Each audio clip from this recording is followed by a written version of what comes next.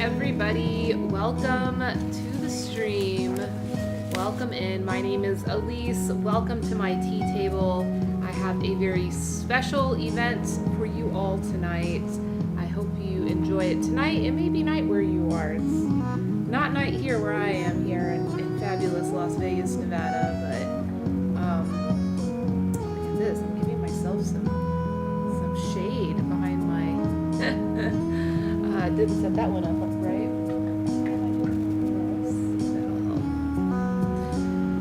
If I just move forward, that's the solution. Again, my name is Elise. Welcome to my tea table. Tonight, or this afternoon, I have a very special event for you all where I will be doing an interactive live tasting of all 15 of the New Harvest samples that we've received here in-house, here at Tealet, at our warehouse in Las Vegas, Nevada. Now, several of these teas are just samples. I was given just a very limited sample of the tea to taste. These samples have been distributed to ticket holders of the Amazing Tea Race Virtual Tea Festival, which is happening right now.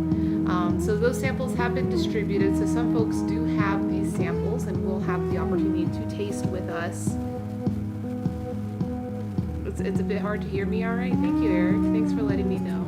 Thanks for being here, Eric. It's good to see ya. Good to see ya. Welcome in. But some of the samples, I was only given, a very, very small amount. So I will be doing trial by fire brewing of all of these teas. I'll be doing 2 different lineups. As you can see, I have my ISO certified tasting cups here. So we'll be using this method. This method is just the easiest for us to run through 15 different teas, and I am expecting to do this in under 3 hours, and I am expecting to do it very, very thoroughly and with the ability to answer any questions that you may have. So there's 15 different samples coming from 5 different gardens. So we have a nice little variety. A couple of the samples are a bit more exciting than others, but we will take our time going through all of them. Let's see, I arranged these dishes here. I've put all the samples on display are from Not Made in China. Thank you, Marie and Patrick, for always providing such great teaware for me here at Tealet, as well as other places too. I highly recommend y'all check her out. She's got an Etsy shop called Marie's Teas. I should just put the link in. Yeah, it's a cool little honeycomb lineup, and these all have the Tealet logo brand on them. So all of these are pre-weighed. The teas that I was given a limited sample on, I did only weigh 2.5 grams. It is typical to do 3 to 3.5 grams, but 2.5 grams is fine. I may just use a lesser amount of water. And so if you are sampling these along with me, if you purchase tickets for this event, please keep that in mind. I did write the quantity of grams in each sample bag for you. Some of them I was only able to share 2.5 grams with you. So just go ahead and use the entire packet when you do the tasting. So the trial by fire method of brewing tea, and this is a very professional way of brewing tea. You can power through hundreds of teas in a short period of time if you need to. And really what you do is you are going to do a very intense infusion on the tea. Now most teas don't do well with intense infusions. They become too astringent, too bitter. A lot more is extracted out of the tea than what you may want, and so a lot of people would choose to do conventional brewing. Like if you were just enjoying the tea, do conventional brewing, so that way you don't over extract those things. But when you do that, at this point of tasting, you are able to very quickly and very easily identify deficiencies in quality if there are any in these teas. And again, these are going to be the first time for me to sample these. Granted, these are growers and tea producers Hey Marvin, good to see you. Welcome in. Thanks for saying hello. Thanks for stopping by. Cute emotes. I like that. Like a cute little snowball man. Marvin, I'm doing a special stream today. It's a very special one. I am doing a full, intensive, interactive tasting of all of the new tea samples that we've received here at the warehouse. I will be collecting orders on these teas. Now, this is applicable only to wholesale buyers that are joining us today. So if you're a Tealet wholesale buyer, if any of these teas interest you, you can just ask me about pricing and about ordering. You can message me about ordering or even email. If you're working with us, you know how to put an order in. But I will have a group buy pre-order open on all of these teas over the next month, at which point we will close down that promotional period with the 20% discount, and those teas will be on their way to us here in the US, and we do expect arrival of those teas by October. So this is just a really great way, you know, during these challenging times during the pandemic, for businesses to keep themselves abundant during these times. It is really important to find all the savings that you can. So we're always about that here at Tealet. That's all we're about. You know, a lot of people get confused about how our business model works here, or you know, if we put markup on the teas that we import, and really we don't. You know, because of the value and the service that we provide to the tea growers and helping them sample their products out, create a name for their brand, and to, you know, get their teas into new venues. You know, our business model is more reliant upon the work that we do with the farmers. But how we keep ourselves attractive in the market, of course, is also offering value to the buyers as well. So it's not just about helping the farmers. So from the buyer's perspective, the only thing that we really can do on a consistent basis is find economies of scale, find efficiencies through technology. All right, so we're ready to go. I figured that I would do 2 main lineups. I split it into 8 teas and 7 teas, 7 black teas, and then 8 all the rest of the teas. The lighter teas I'll go ahead and do first. The black teas, I do have a CTC and a Broken Gray Pecco on this lineup. Those will be more intense and brisk in their flavor and character, so I will be saving those for the second lineup. But just getting started now. We'll get those lined up for us, and feel free to say hello. All right, so we'll do these. I did put little placards. It's so easy to like lose track when you're working with so many samples, but each one of these does have a pre-weighed amount with the name of the tea on a little card on the tray. So I should be able to keep track of everything. But we're gonna lose this beautiful honeycomb formation, unfortunately, but it happens. It happens.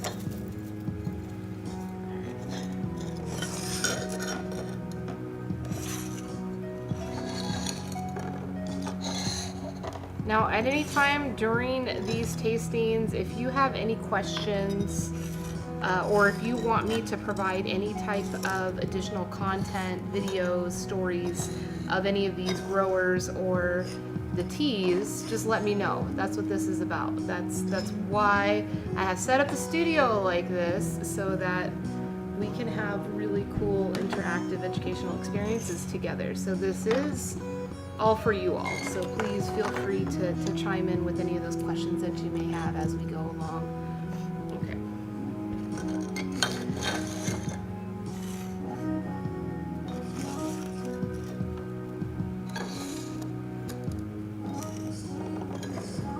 So this is the 8, and they're all not straight.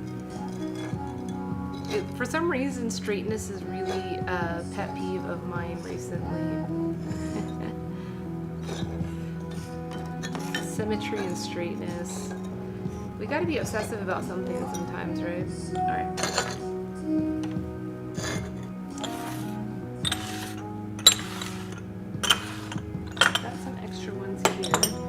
Probably will have to clear out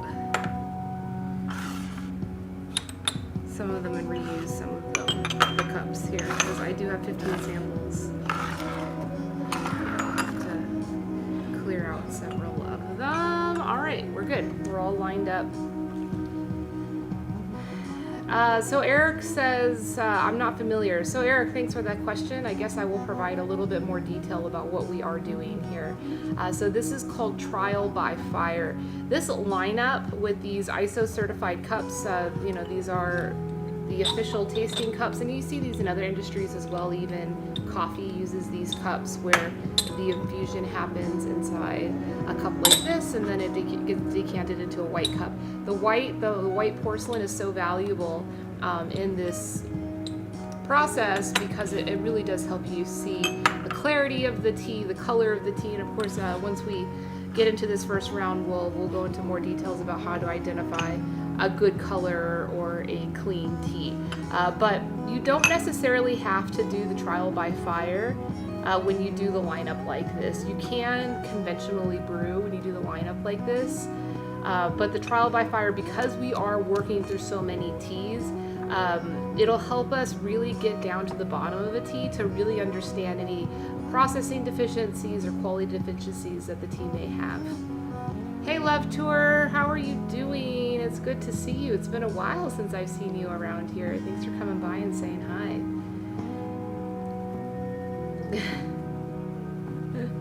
Dong Ding, is that your favorite kind of tea? A lot of people really loving Dong Ding these days. That's good. Dong Ding is usually a very good tea. It's a highly counterfeited tea, but it can be a very good tea. Okay, so the trial by fire, Eric, you would use the same time and the same temperature.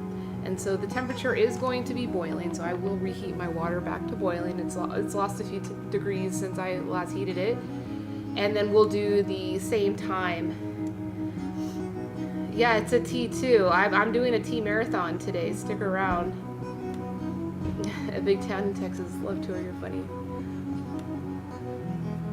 But Eric, if you were to do the conventional brewing method, yes, it's consistent.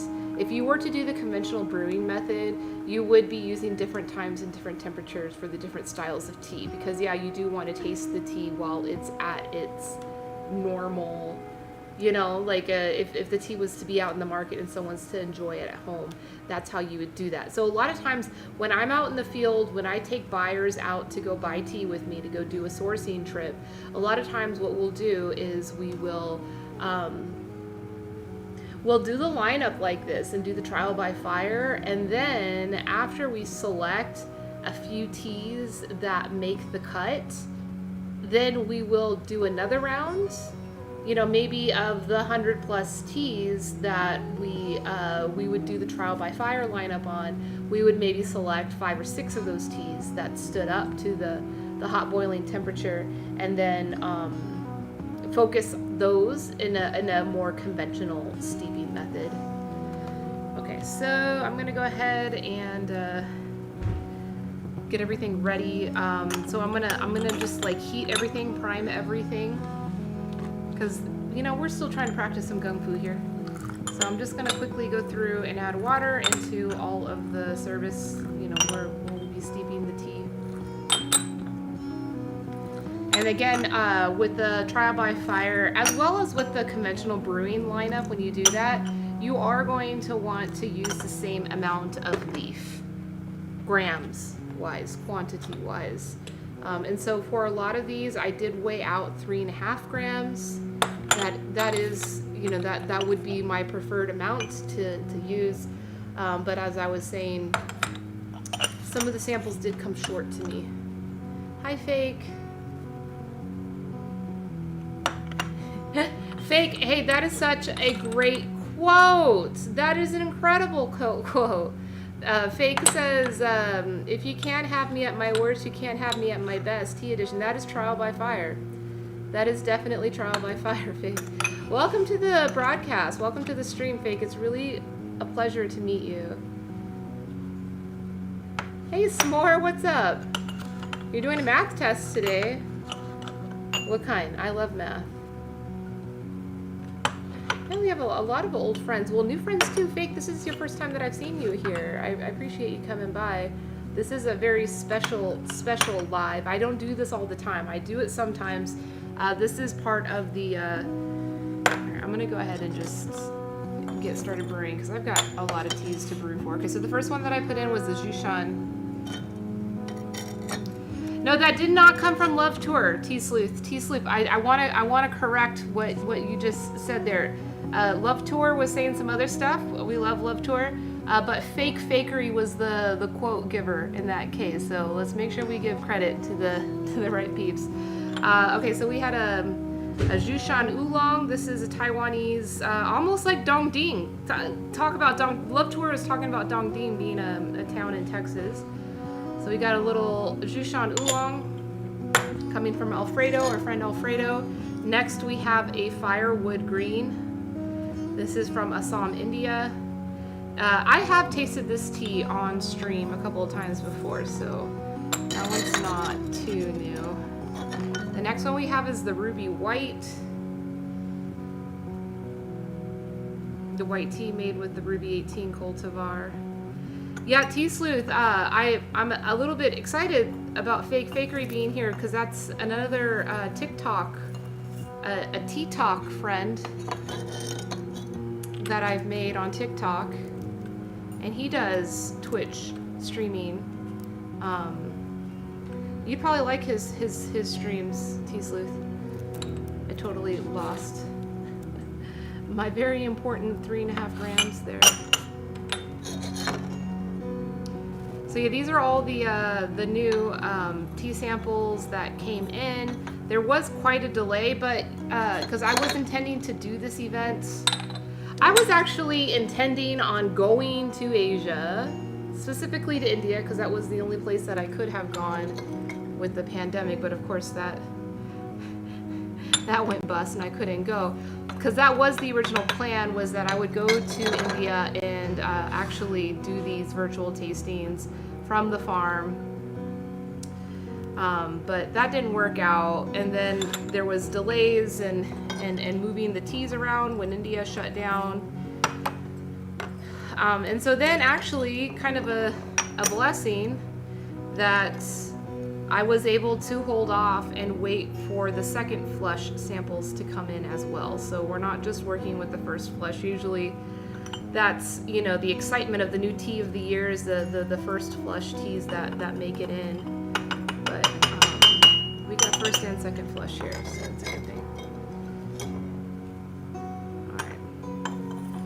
Good thing I weighed all this stuff out. Could you imagine if I was doing that on stream with y'all? Okay, so heat my water again so I get that nice fresh boil for everything.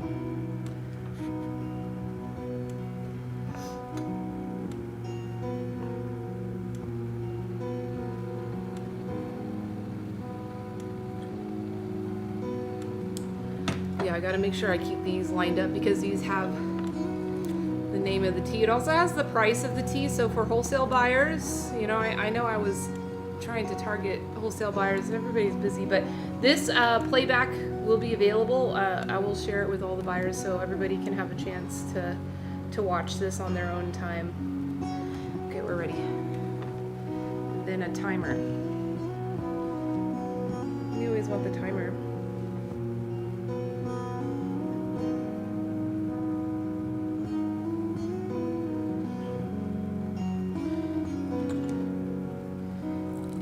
And I'll probably do, let's do 2.5 minutes. I don't want to like, trial by fire, you really could select to do like 5 minutes. You could really push the tea hard, as Fake Bakery put it.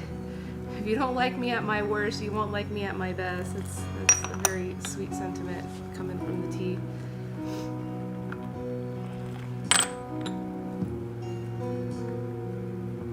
Now we do have some different types of teas. There are some green teas here, some white teas, some oolong teas. So I totally did not share all of the teas. I was in such a hurry. I do have all the dry leaf here, so if anybody wants me to revisit any of the dry leaf or show anything else, just let me know. A lot of, oh man, it smells so good already. I can already smell all those aromatics coming off, especially from the Darjeeling teas. Most of the samples that are in this round are actually coming from Darjeeling. Oh, this golden tea. This was a black tea. I should have put it in the other one. It's okay. I have all of the inky teas there in one spot. Is it not important to taste the same type of tea during one lineup? It's not so important, Tea Sleuth. But what is important, and I'm sure that's related to the question that you actually have, is that there can be conflicting characters. So if you have like a lineup of white teas and then in the middle of it you have a very malty black tea, that could really throw off your whole tasting experience. So it is recommended that you kind of keep the colors with the colors and the whites with the whites, if you know what I mean. So in this case, this is everything but the black teas. Yeah, I mean, Eric, you're a tea drinker. You know about this stuff. The same kind of principles that you apply just in your normal gung fu that you're doing is the same thing that you do in this case. All right, I'm at 2 minutes and 10 seconds, so we're almost there. I said 2.5 minutes, right? So the only thing that's really important is consistency when you're doing this type of tasting. So same temp water, same amount of tea, and now we are at 2.5 minutes on brewing. You have no, oh, whoa. Tell you what's important, getting rid of the water that I poured out.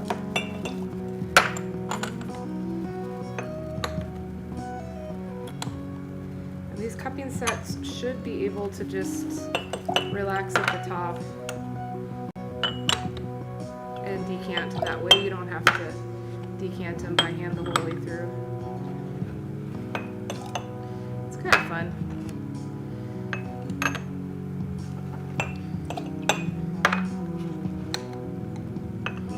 Yeah, Eric, I wouldn't think that you've done this tasting method before. I mean, really, to be honest, this style of tasting, you're not even going to be doing this in China or in Taiwan. This is very Indian style of lining up and tasting teas.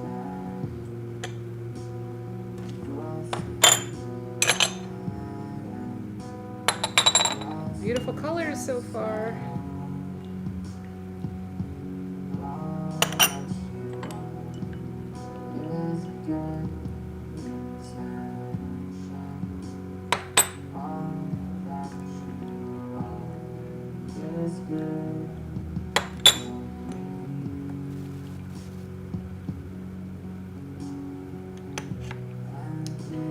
I wouldn't expect you to have, like I was saying, that this is really only something you see like in the Indian industry. But also, if you've gone to any of the like specialty tea institute, like that's where these cups came from, if you go to any of their education programs, they usually are using these. These are very kind of professional grade. All right, so you can see our colors so far. Let me just pull these out here so that way you can see everything. Nice colors so far. Some of the teas you can tell with the sentiment. These cups are made to have small little openings for decanting. You see the little opening that the tea comes through. So if it's a really full leaf, beautiful tea, you really shouldn't be getting any sentiment coming out of here. So that's a little problematic that the tea is broken up. And this one is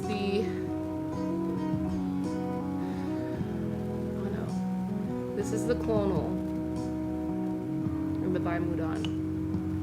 So these definitely were not intended to be broken up, these teas. So more than likely, those broke during transport. These like the little sediments you see coming out. Like the rest of them are quite clean. Even this one is quite clean. Even though you see a little bit of sediment, it's quite clean. Yeah, you're pushing the teas. It's essentially all it is, Tea Sleuth. I'm sure you've done it before, but intentionally doing it. All right, let me take a photo. Is it just such a? Hey Haas, thank you for the follow. Appreciate you.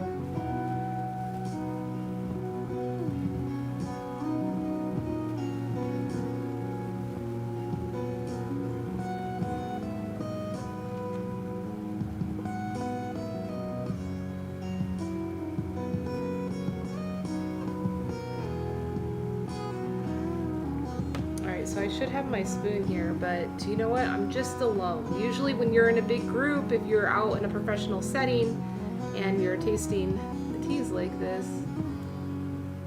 Oh, S'more, go enjoy your class. Thank you for hanging out. Thank you so much. Appreciate you. Alright, let me, for Reddit. You see these colors? How pretty? It's like a palette almost, like a painting palette almost. It's so pretty, the colors. And this is the black tea. So you can't obviously see the one black tea that I got into the mix, but I'm kind of glad that it's in this mix because it's coming from the Yankee Tea Garden, and the other teas that they submitted for review are very light, so it's kind of good to keep them all together. Alright, so I will start with the lightest one, which more than likely is going to be this Jushan Oolong. What's also nice about these ISO cups is that it's very easy to expose the wet leaf.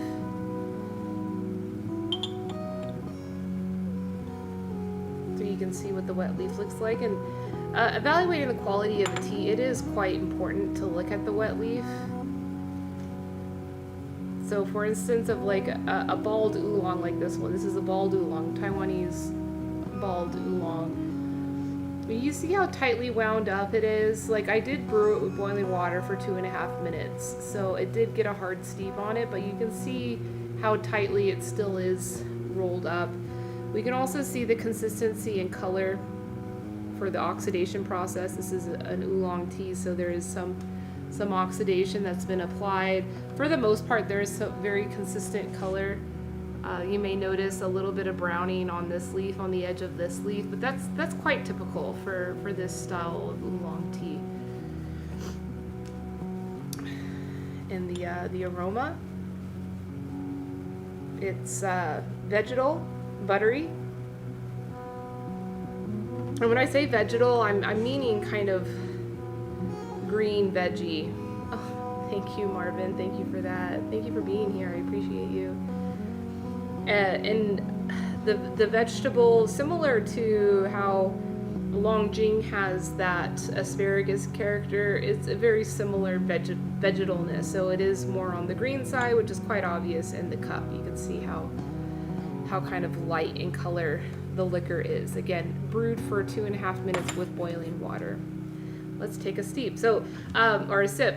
I was saying, when you're in a professional context and you're with other people doing these lineups, usually you would have a spoon, and you would dip your spoon into boiling water in between the different teas that you try. But I'm here alone. I don't got to share with anybody, so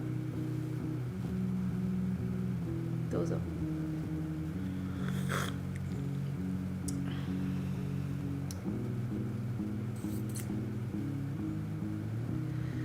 So the vegetalness does come through in the liquor, not as strongly as it does in the aroma.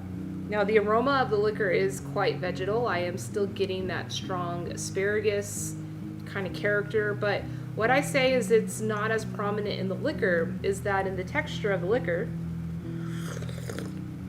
which another tip about tasting teas, the slurping that I just did. If you've ever done any kind of wine education or coffee education, I'm sure you're familiar with this technique.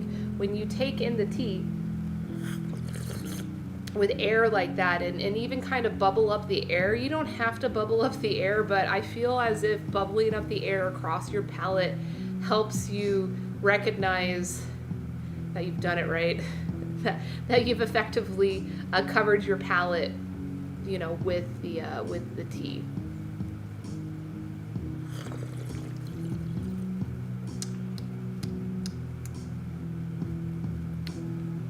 Okay, so with a highly vegetal green teas like Longjing, like a high quality Longjing, when you say the liquor is vegetal as well, there's kind of this thickness, this vegetal thickness. It's almost like umami. But this tea is umami, but in a different way. But it doesn't have that thick vegetable kind of layer onto your palate like that you might be used to from. But it definitely does have a huigan effect. So huigan is a Chinese term that means returning sweetness, and that returning sweetness comes through the throat. and it's returning. So it's almost after you've drank the tea, and you may have already felt the energetics of the tea and the texture of the tea move down into your body, but after some few minutes you feel it coming back up.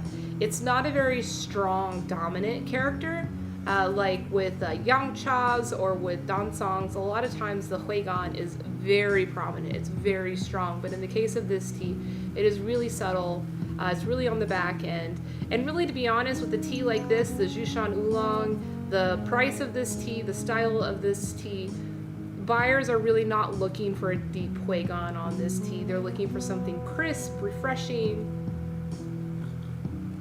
And this tea definitely does now. Now, I will say that I tasted this tea a few weeks ago when it first came in. This was one of the first teas that came in. I tasted it a few weeks ago, and it must have been super fresh, because when it came, it had the astringency, the textural astringency of fresh cut grass, which I was like surprised, because I'm not used to experiencing that with the tea, but that's gone. And so a lot of times with tea, when it's super fresh, and that's why it's kind of silly, you see some tea brands that are advertising that it's fresh from the farm and it's shipped to you so fresh, but tea needs to mellow out. Especially fresh tea, it needs at least a few weeks to mellow out, and that's exactly what's happened with this oolong here. All right, so I'm gonna jump around now. I think I'm gonna go for this yellow tea. So this is the yellow tea here. It looks inviting. It looks very light in color. Thank you for that, Maya. I appreciate you. You are a good viewer. So I'm just gonna get our wet leaf here. You can check it out.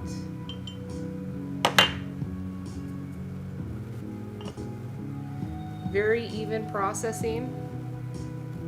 You see not a whole lot of color variability in the processing. Very consistent. So yellow tea. Yellow tea is actually its own category of tea. Just like pu'er and oolong and black tea, those are all their own category of tea. Yellow tea is definitely its own category of tea. It is easily to confuse the processing with green tea processing. But it's different in that after the Kilgreen step, while the tea is still moist and still warm, it will be heaped and covered with a damp towel.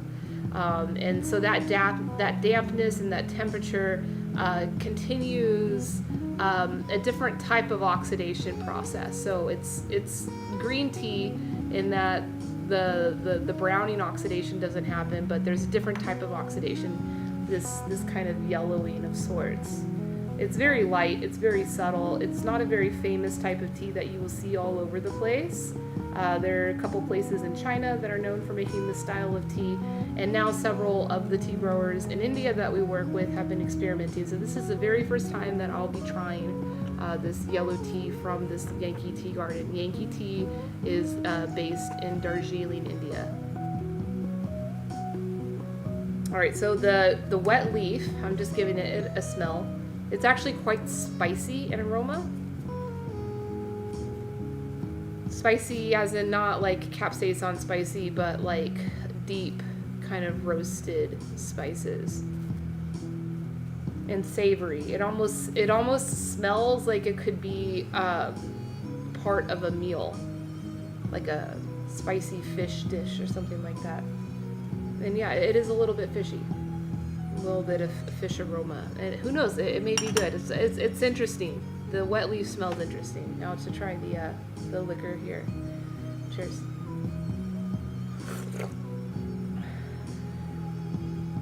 All right, definitely a lot more astringent and sensitive to this trial by fire. So that's another reason why this trial by fire type of brewing is so important when it comes to doing the big lineups like this, because this tea is not holding up to it very well. Of course, I could probably do a conventional brew on this tea and brew it at a lower temperature for a shorter period of time so it does extract less of those tannins, because more than likely it is the tannins in this tea that's causing that kind of astringency that's cutting through all the savory sweetness of the tea.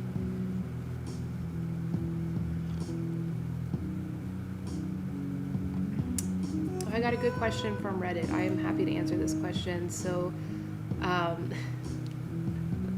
Stonky Farts asks, how do you do a tasting on such a wide variety when the flavor changes so much as temperature steadily drops? Oh, that's a good point. That's not such an issue here. You're talking about like the temperature of these different cups dropping that will affect the tea differently. It's not such an effect. Okay, so now the tea, I'm getting some after effects from it. I'm feeling some kind of cooling, which is kind of interesting, mentholy kind of cooling sensation on my palate. I also am getting some pretty rich, whatchamacallit?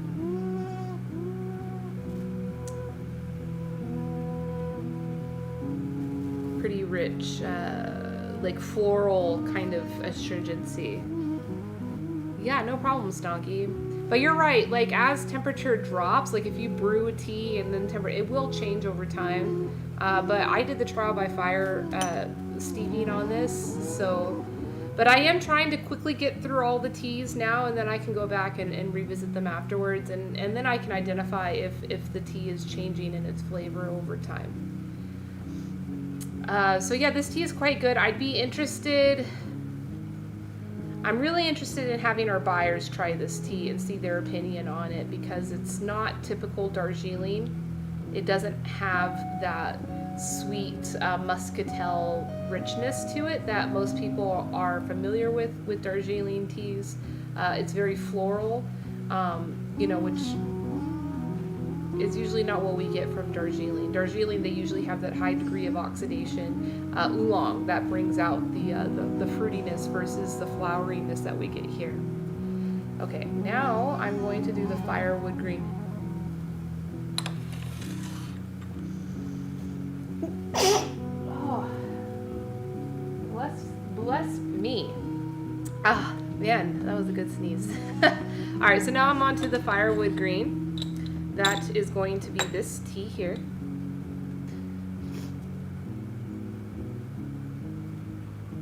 Oh, awesome. Welcome in, Bi Couple. Welcome in. Yes, I'm a tea streamer. I stream to Reddit 3 days a week. And I stream to Twitch 5 days a week, and I've been doing this for about 1.5 years. Today is a very special stream, so you came in on a special day. I am doing a thorough interactive tasting on all the new tea samples that came from the spring and summer of this year from India and Taiwan. I do run a company called Tealets, tealet.com. It is a B2B supply chain platform for the tea industry. We exclusively facilitate trade between small family-owned farms and tea business buyers. So a lot of this information that I'm sharing today is for those buyers, but I like to share it with the community at large, because there's no reason why this type of activity should only be happening behind closed doors of the industry. So what we are doing today is a professional tasting of teas. Awesome. Yeah, thanks for following. I come on here 3 days a week. I love Reddit. I've been streaming here for a while. Cool. Hey, yeah, y'all are welcome to lurk. Today is a good day to lurk, but also today is a good day to ask questions too. So if y'all even have questions about where these teas come from, you want to see some video, you want to meet the people that I'm talking about, you want to see the terroir, just ask me. I have everything queued up. Actually, I can easily pull out anything that you may want to know. I have visited all of these places. I do have very deep family-like relationships with all the people that make these teas, so I'm always very happy to share those stories. Okay, so we are moving on to the firewood green. Definitely a very strong, unique, characteristic aroma coming from this tea. Now this is a steamed green tea from Assam, India, Heritage Assam Tea. They are firing it with smoke from a wood fire. I forget exactly the tree that they used. I could look it up if y'all need to know. But the tea does have, again, looking at the wet leaf, really what you're looking for, and I'm very sorry that this camera view does not give you the best lighting for it, but you're looking for consistency and color. Consistency of shape of the leaf, the size of the loose leaf, and then the color. That's really what you're looking for here. And obviously this one's doing a good job. This is the tea here. The liquor is quite clean. There's just the faintest amount of sentiment on the bottom of the cup. So very clean pour from this tea. Now the tea is very umami, almost like seaweed, and that is something that's very typical of steamed green teas. So steamed green teas is like Japanese tea, sencha, kukicha, hojicha, all those teas, even matcha, those are steamed to do the kill green step. In China, most of the famous green teas are made by pan firing and firing with direct heat to kill the enzyme that's causing the oxidation. So, if you smell green tea and it smells like seaweed, more than likely the tea was steamed.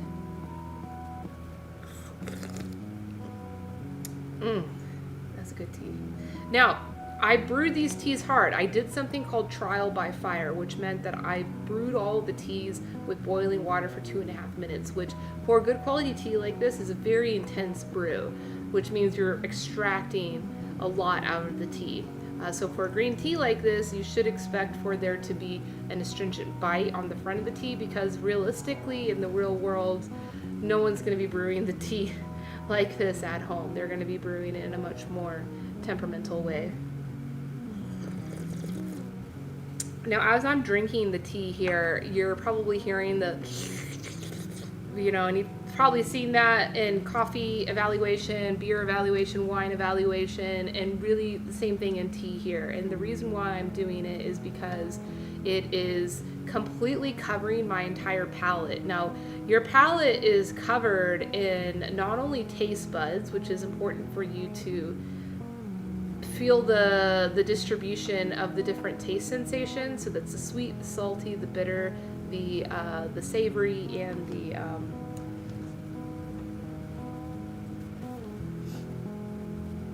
I don't know. I don't even, you know what? I'm just giving up. I don't even like to talk about those things because I feel like the other things on our palate are much more important to be talking about than taste buds.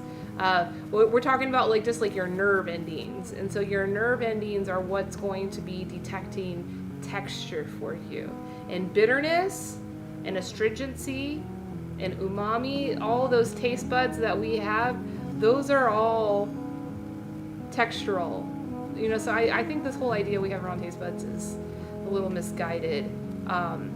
Because the aromatics, our olfactory receptors, are by far more unique and more pinpointed as far as characteristics than our taste buds ever will be. Savory, umami. So umami is like a recent word in English vocabulary adopted from Japanese vocabulary. It's called the fifth taste. We always only had sweet, salty, bitter, sour. Those are the original four. And then savory got thrown in there too. But savoriness, especially from the Japanese term of it, umami, it really means sweet. And by sweet, it really means that it has a very soft, fluffy texture on the palate. And the palate is not just, your tongue and the roof of your mouth. It also includes your throat, and really the entire body as well. Umami mami, that's funny. I like that. Yeah, sour. Thank you for calling that one out. I was like, why am I having so much trouble remembering that last one? But even sour, even the sensation of sour is far more textural. It's far more, your nerve endings beans actually doing that sensation for you than it is some type of receptor that is calculating the amount of that certain compound there. That's how your olfactory works. Your olfactory is actually a very fine-tuned, very sensitive machine that can identify thousands and thousands of different volatile compounds or aromatic compounds. Okay, so that was the firewood green. Yeah, I was mentioning the astringency that hits on the very front of the palate when you first take a sip. But granted, it's still pretty sweet given how I brewed all of these teas. I did brew them with boiling water for 2.5 minutes. Which, you know, for a lot of people, they say, I don't like green tea. I don't drink green tea because I don't like it. It's always bitter. More than likely, if someone has had that experience with green tea, they just never brewed it correctly. They had always only brewed it, you know, very intensely, bringing out those flavors. The tea does round out and give itself a very full texture once you kind of get over that initial astringent bite. Guaranteed, if this tea was to be brewed in conventional method, meaning lower temperatured water and for a shorter period of time, perhaps maybe 40 seconds, 45 seconds, this would be a very delightful tea to drink.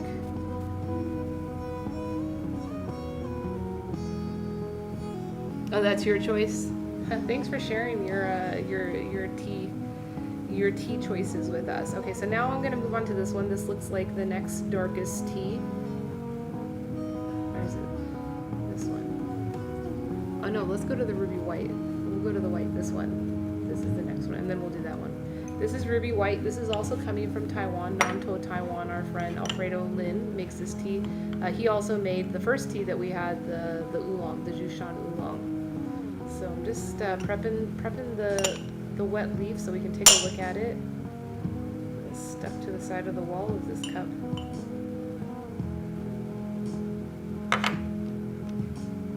So this is much more leaf. This is the same quantity of leaf as the other one, but you can just see with how kind of bulky the leaf is.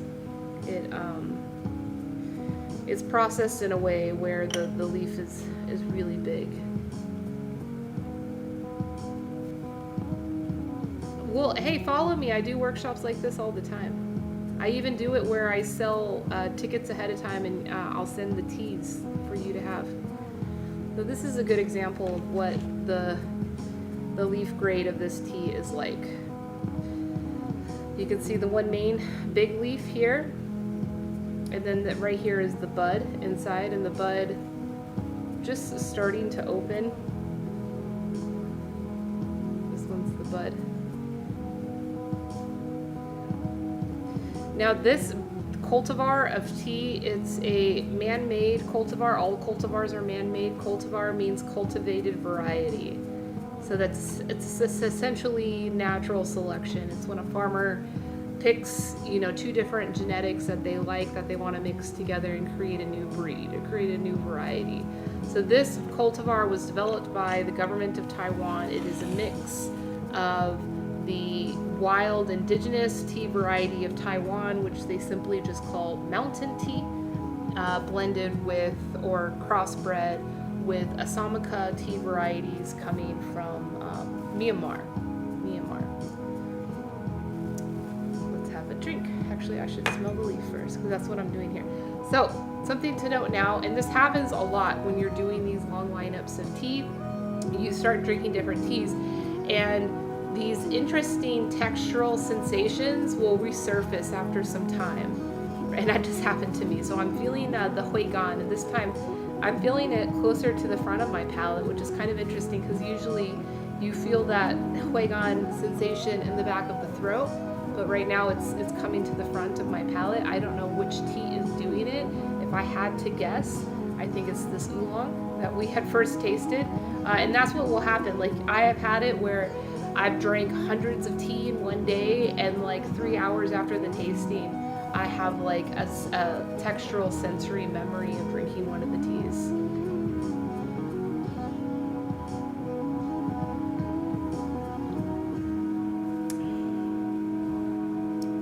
Okay, that is definitely not it. It's this one.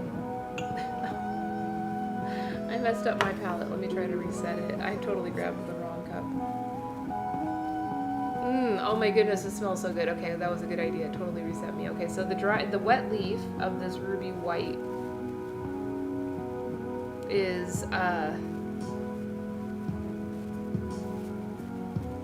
it's like the aroma of fresh cut mint leaves. More specifically, it's the camphor, and I know a lot of people don't have experience with camphor trees, so it's kind of hard to give that reference point. But mint leaves or spearmint. But just a point of reference, camphor is the main active ingredient in tiger rub. So if you can imagine that, I think even vapor rub may have it as well, camphor. Very kind of like nasally opening aroma. Very nice aroma. It also has a slightly kind of caramel aroma to it, like a slight sweetness to it. Now to drink the tea. Now you see the liquor actually came out quite dark. Very clean though. I mean, you can see clearly to the bottom of the cup. That's always a good sign. Not a whole lot of sentiment in there. Definitely no cloudiness. But this is actually a white tea.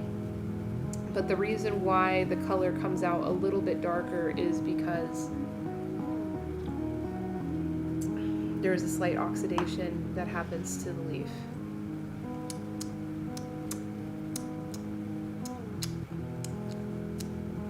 Very nice. Very delightful.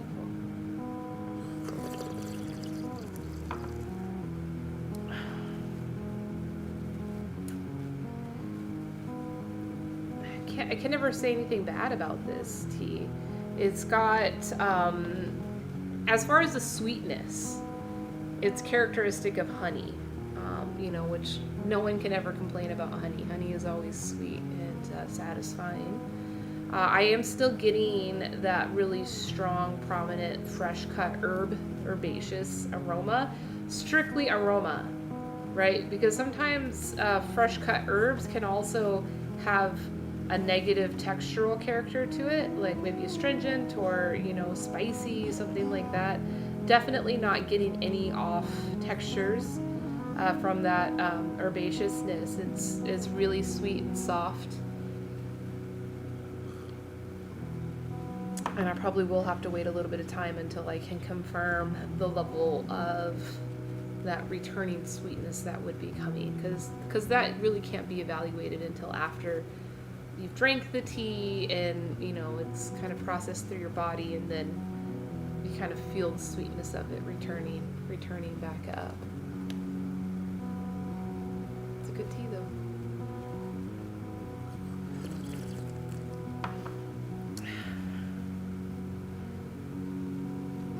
Yeah, you can put ginger in it. This tea actually would probably taste very good with ginger, I would think.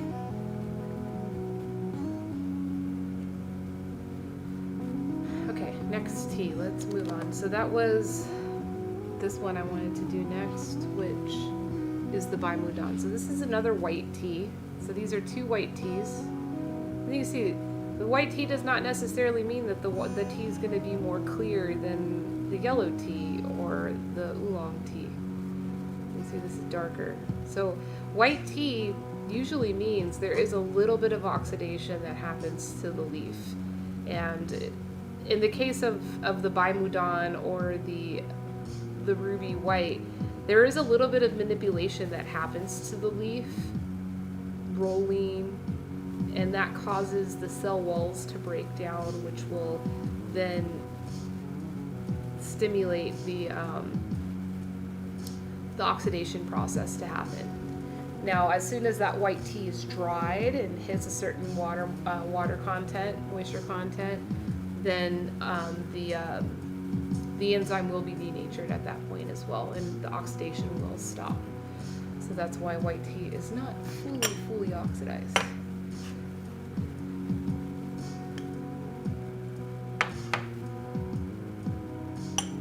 Alright, so here's our wet leaf. Again, noticing how broken up the leaf is. Right, you can see all the little specks.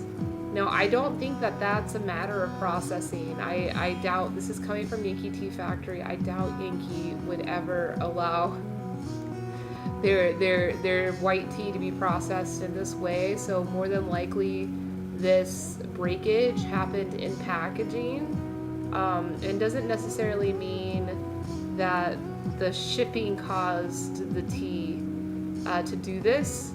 It's probably the tea itself. Maybe it got dried, it got a little too dry, and so it started yeah, you can watch it later. Enjoy your dinner, Eric. Thank you for hanging out with me. Yeah, I have a feeling that all this breakage happened because the leaf was dried too dry. I mean, I have a little bit left here I can look at in the package of the dried leaf. This is how they were sent to me.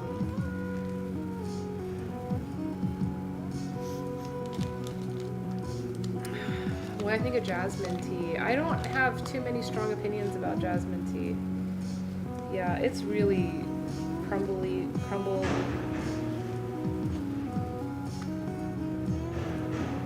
Like that should be a full leaf set there, but you can see it's quite crumbled up into small little pieces. So, I mean, it's really hard to sell a tea like this, I'll be honest. You know, the price is quite low considering that it's a white tea, there's a handmade white tea. But when a buyer can go to China and get a very fine quality handmade by Mudan, even if the price is just twice as much, you know, the buyers are going to rather buy that tea being made by a more experienced tea maker than, let me smell the leaf first. So as suspected, extremely flowery, like the aroma of fresh cut roses, fresh cut flowers. Really pretty. But it always kind of scares me, that aroma, because I know, especially since I did this heavy steeping on it, that it may come out quite astringent and difficult, harsh. But it's not. It's a beautiful tea. Oh my goodness, that is so flowery. This is like a cup. This is like a cup of roses right here. But like,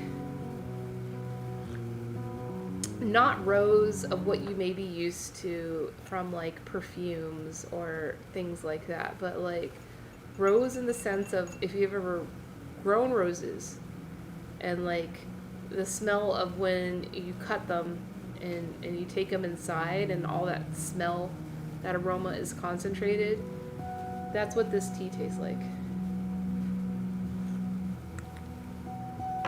Very nice. And definitely very strong to this Trial by Fire brewing. So I'm quite happy with this tea. Even though the physical appearance of the leaf is not so pretty because of all the breakage, the tea is really delightful to drink. I could see this performing really well in tea houses this year. Served with like a beautiful piece of cake or something. Very good tea. It's actually quite soft. Like I was saying, when I smell like that fresh cut flower aroma from dried leaf or from wet leaf like this, I'm usually a little scared that the tea is going to be too harsh. The liquor is going to be too harsh. But in the case of this tea, it came out really quite soft. Not as like soft and sweet as the oolong, but definitely has some nice fuzziness to it. Really happy with that tea. All right, what do we have left? I think that's gonna go. These two will go last, so we'll do this. The red oolong. So now we're moving on to oolong. This is coming from the Yankee Tea Factory in Darjeeling.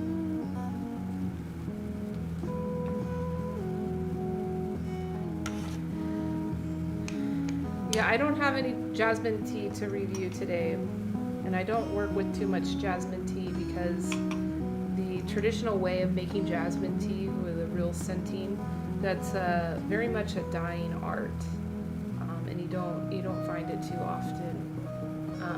There's a lot of jasmine tea in the market, but most of it is actually flavored tea. I don't drink it; it gives me a headache. All right, so this is the red oolong.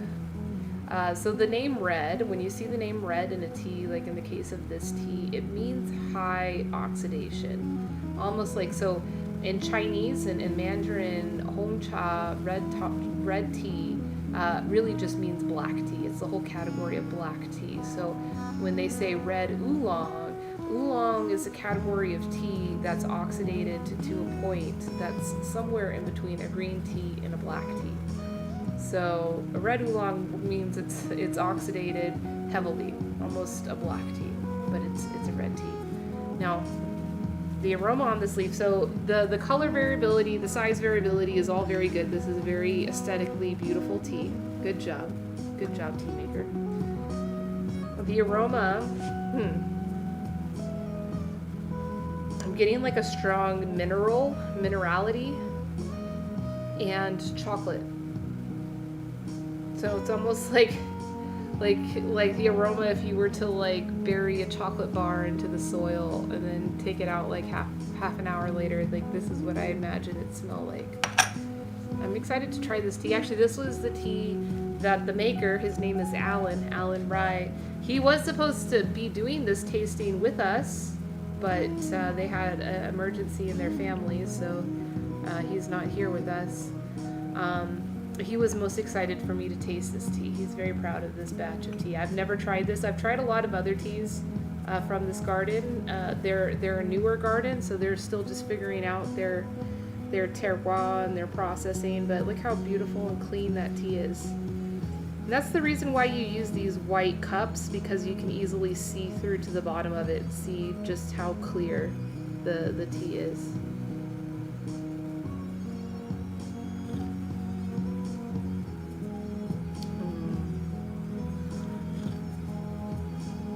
You like Moroccan mint, that's good. Whoa!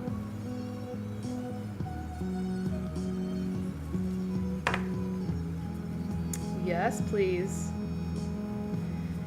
What? It's like, this is even more cooling than that ruby white. It's like, I took a sip of it, and then a breath of air on my palate afterwards, and then breathe out.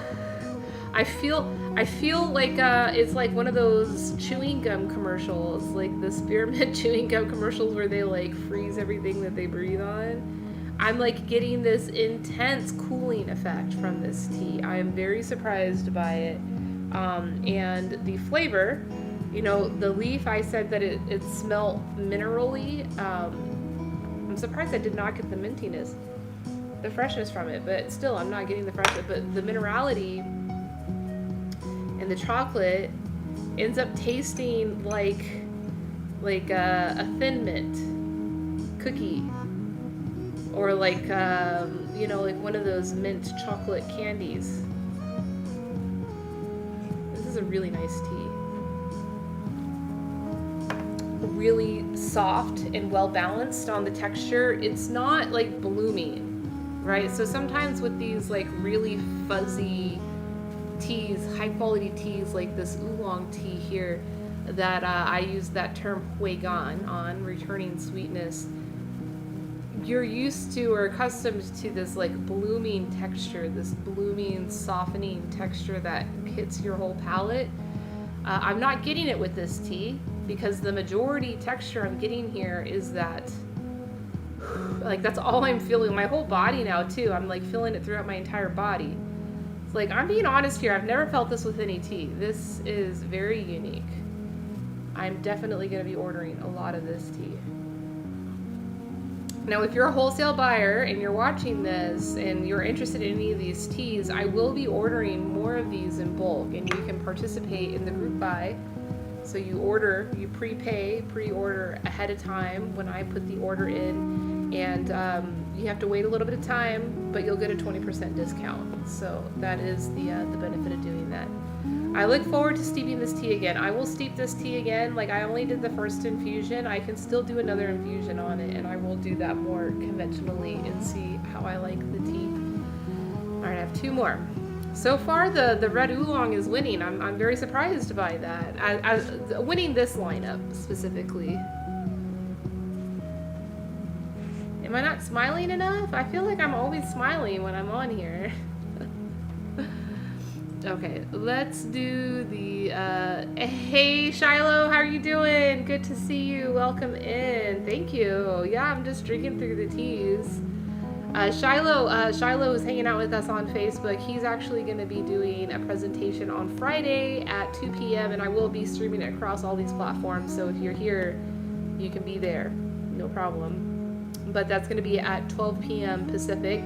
Shiloh is a very experienced ceramicist, and he has studied clay, not only here in the States, but also in China, and specializes in tea applications for clay.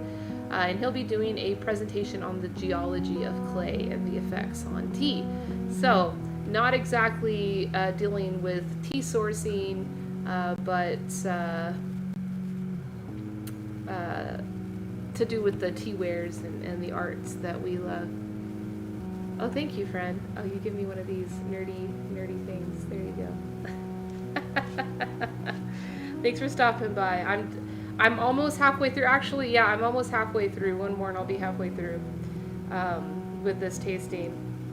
And it's good timing because I'm an hour in. I got a couple more hours left. I can do Q&A as well.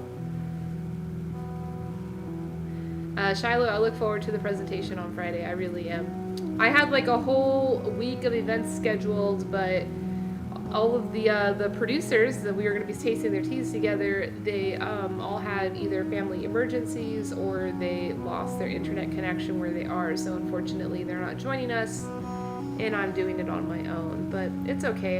It's a great opportunity for me to introduce this method of tasting and how you could legitimately thoroughly taste through 15 different teas in less than 3 hours and have fun at the same time. We're having fun. I'm like totally getting distracted talking and such. All right, so let's move on. The next tea I'm going to look at is the golden tea. This is also coming from the Yankee Tea Factory in Darjeeling. Golden tea is a very common name for very tippy black tea in the Himalayas. That's just like the common name that they give to this tea. So it will look like a black tea. It is a black tea. I probably should have put it in my next lineup, but it's okay. We're here now. Doesn't matter. So I'll show you the wet leaf. You can see it's pretty consistent in color. The same consistent brown color throughout all of the leaf. Consistent in size. There is just like the smallest amount of breakage on some of the leaf, but for the most part, the leaf is pretty strongly intact.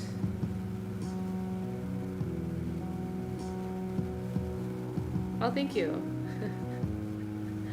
I had these nice honeycomb. I had them all arranged earlier in like a honeycomb formation, and it was just so pleasing, Shiloh. Sometimes straight lines and like completed patterns. Oh my goodness, so much satisfaction. So much satisfaction. I'm gonna be so tea drunk by the end of this though. Okay. So the aroma, again, very similar to the last tea, that red oolong. There's like this minerality to it, and I don't know if this is just like from the factory. Maybe the storage in their factory gave off some off aromas, because you know tea, loose leaf tea, is extremely absorbent of aromas. That's why if you put like an open canister of loose leaf tea into your refrigerator, more than likely it's gonna smell very strongly of whatever is in your refrigerator the tea is. So, you know, I always tell the growers, including our clients and even myself, when we're storing tea, it's really important to have a clean environment without any off aromas in the area, because it does affect the tea big time. All right, so yeah, the aroma was very light. The minerality, the kind of earthiness from the tea is the main thing that I was able to smell from the wet leaf, not much other. The liquor is really clear looking, you can see, vibrant, beautiful color.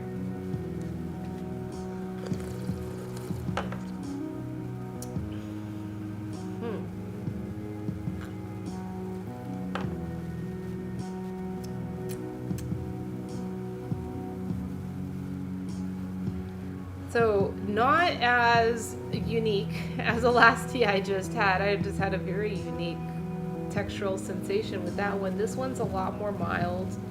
Very drinkable though. You know, a lot of times with these golden type of teas, these very tippy black teas, highly oxidated teas from the Himalayas, can be very chocolatey, which is good. I feel like that red oolong was a lot more chocolatey than this one. This one's so subtle. But very easy to drink. I would find this to be a very nice iced tea. Like if you're just wanting a very balanced, easy to drink iced tea, this would be a really great choice. I think that this will be a popular tea among our network of buyers. All right, final one of this lineup at least. I still have 7 more black teas to go over. This one is called Clonal Delight. We're getting a delight this time.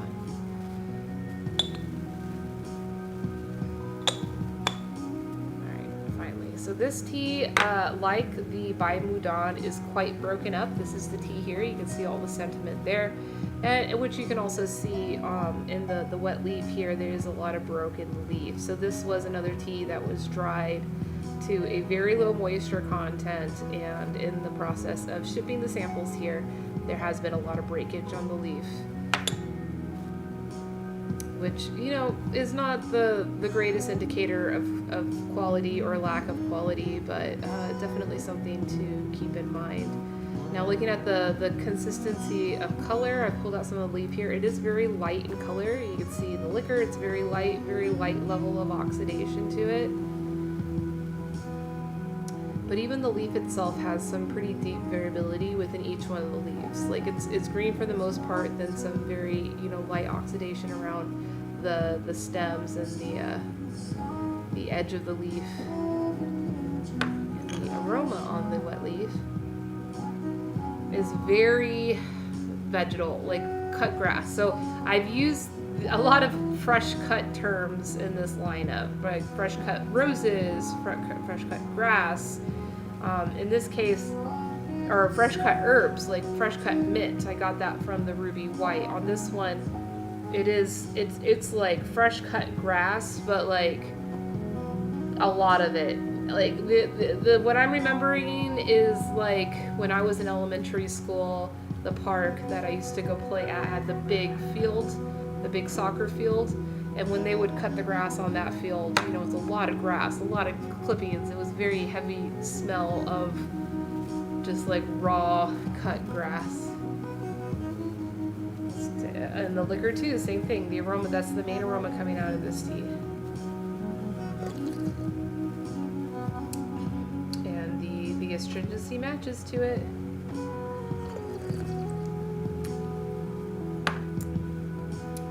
I don't know, I'm curious about where the delight is. It's really astringent. This would be a tea you definitely would have to brew. You'd have to brew it conventionally to get the best character out of this tea.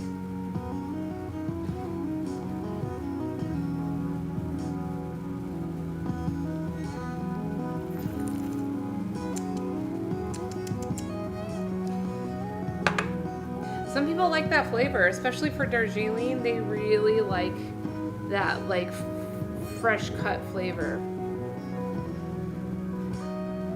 It's personally not my preference, but some people, they like it.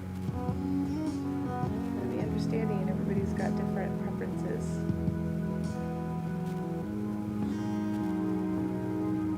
Hey, rock stars! You got some rock stars.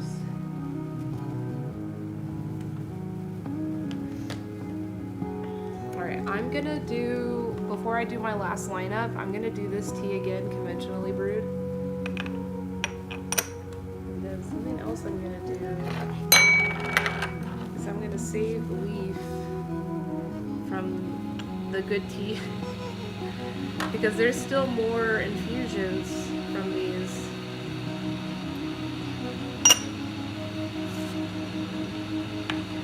And I need to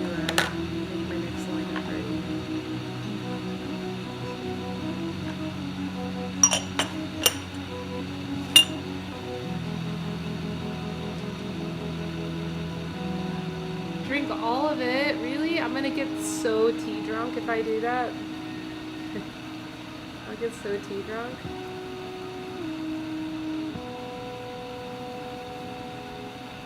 Hey homies, what's up? It's good to see you. Welcome in. Welcome in. I'm drinking the new tea samples for this year.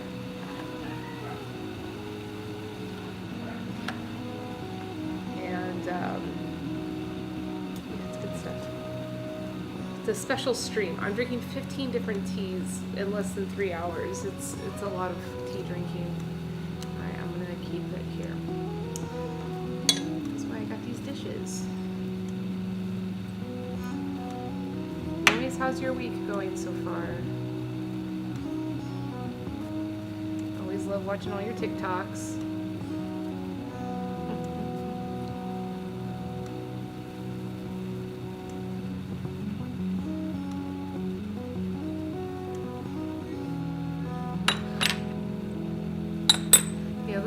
Delight. Maybe I'll try that one again too. I didn't like it.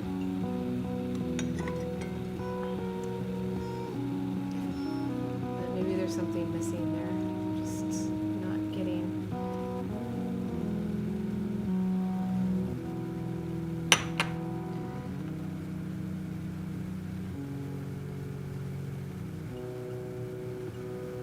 See, that's the thing that sucks about these teas that get really broken up is that it's really hard to clean out your wares. Makes a big freaking mess. It's such a mess. No one likes it. A lot of pubescence on this one. You can see all the little hairs. That's also an indicator of good quality. You know, if there's a lot of those little hairs, it does mean that the plant is very immature and that the leaf is very young, but young leaf tends to yield very good tea. This is very good looking tea. I think this is another one. If I were to steep it conventionally, you would probably get a very interesting brew out of it.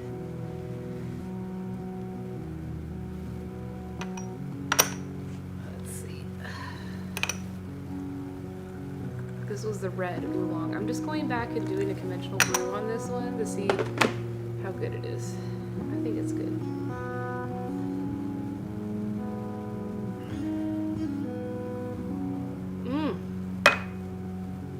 That's delicious. Like Thin Mints. Andes. Andes? Andes? Let me look it up. The one that they used to give you at Olive Garden.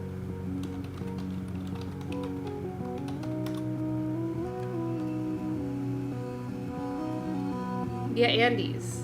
That's what it tastes like. It tastes like an Andes chocolate. That's not bad. That's a very nice reference point, actually. I'm very surprised by it. I look forward to messaging him. Unfortunately, the family is dealing with, you know, the death of the matriarch in their family, which freaking sucks. Marigold Guild, welcome. Welcome to the family. Thank you for the follow.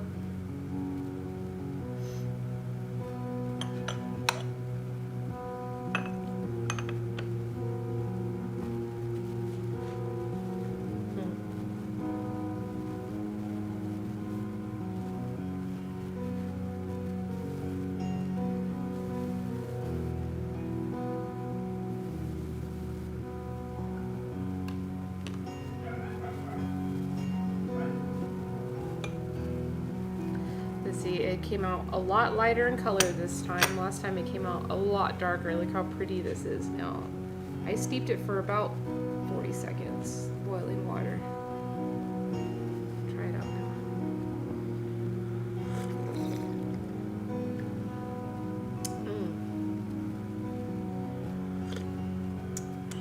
Yep, that's good. Alright, that one I wanted to try again.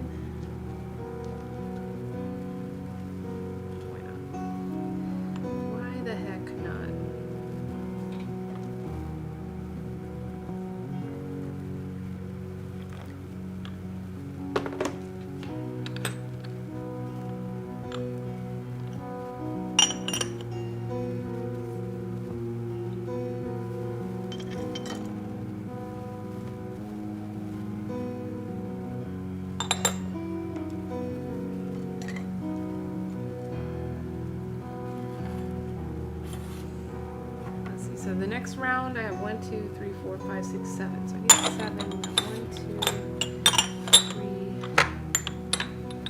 4, 5, 6, 7. Alright. These will be the 7 on these. Little musical chairs.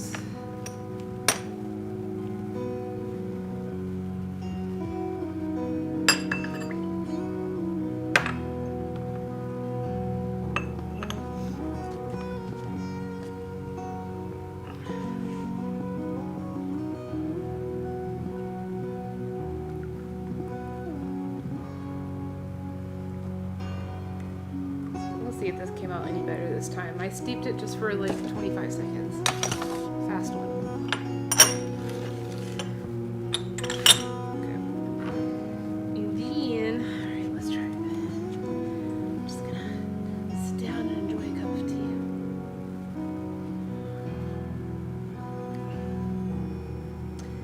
tea. Okay, it's better. It's not as astringent, but it still has that very, very strong fresh cut grass character to it.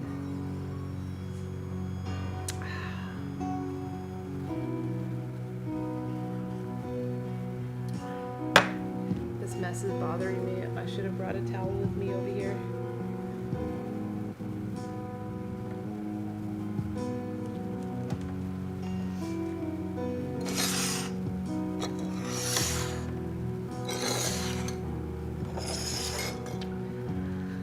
Freaking out.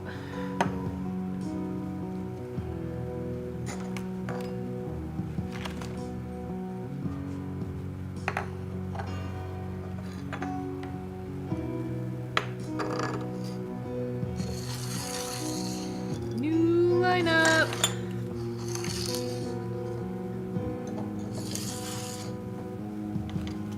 And these are all exclusively black teas. Yes. Black tea is a very common tea. A lot of black tea drank in the United States. Okay. I'm going to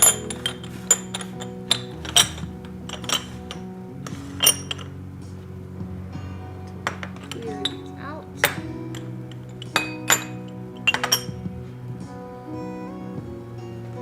And then I'll rinse everything.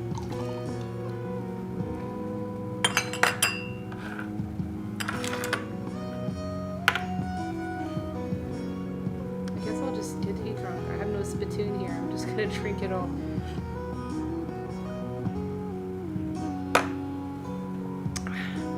Oh, that oolong is so good. I was talking about, you know, how fierce people are. I had just gotten an email from a client who sources that tea. Even this firewood green is so good. They just ordered a bunch of it. Saved it, you know, good for them. Good tea making its way around the world. Oh, we're exactly at an hour and a half. I'm pretty much, you know, timing this very, very well.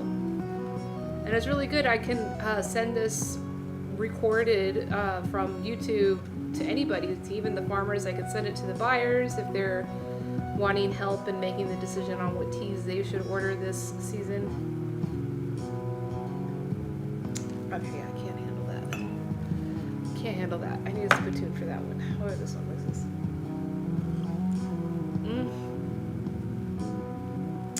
This is that ruby white. So good. It's a good thing I ate some food before, because that's something to watch out for. If you're drinking a large quantity of tea, you can become quite sick.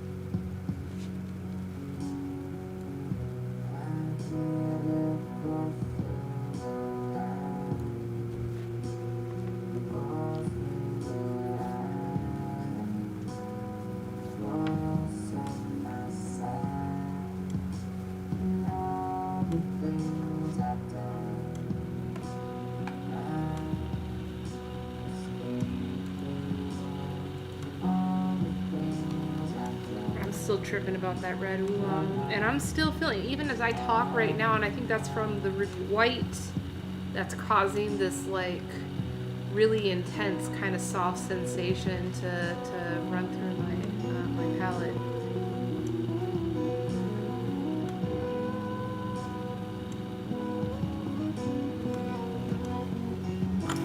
Shoot, I may need to heat my other water. I will need to. I know I brought 2 kettles out here for a reason.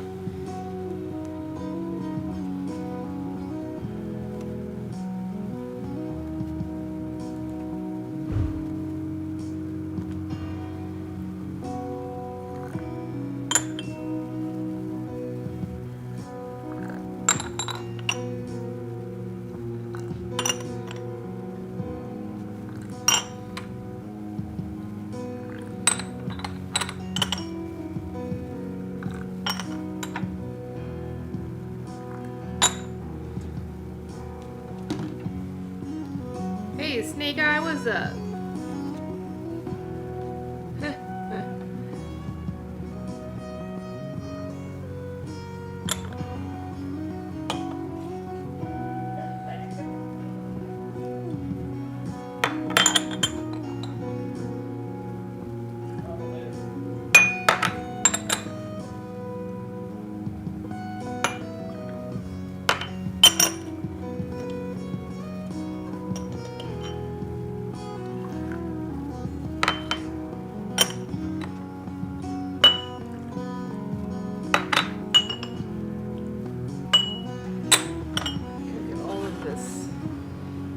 Out of these cups.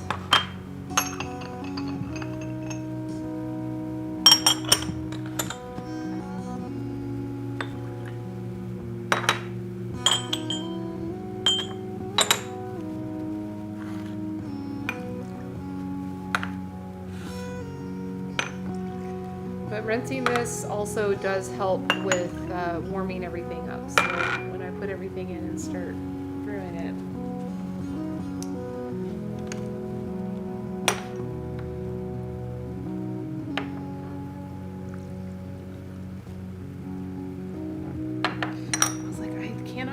To bring a big bowl over here to collect all this stuff, because I'm going to be generating a lot of wastewater.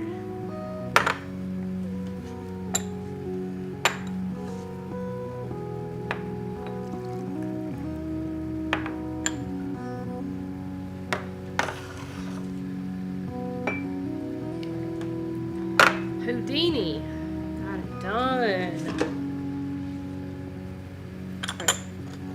So first one we're working with here, this is just the Kanoka Assam. Kanoka Assam. This is actually a very common tea. We sell a lot of this tea. This is probably like our biggest selling tea on our catalog. But this is the New Harvest.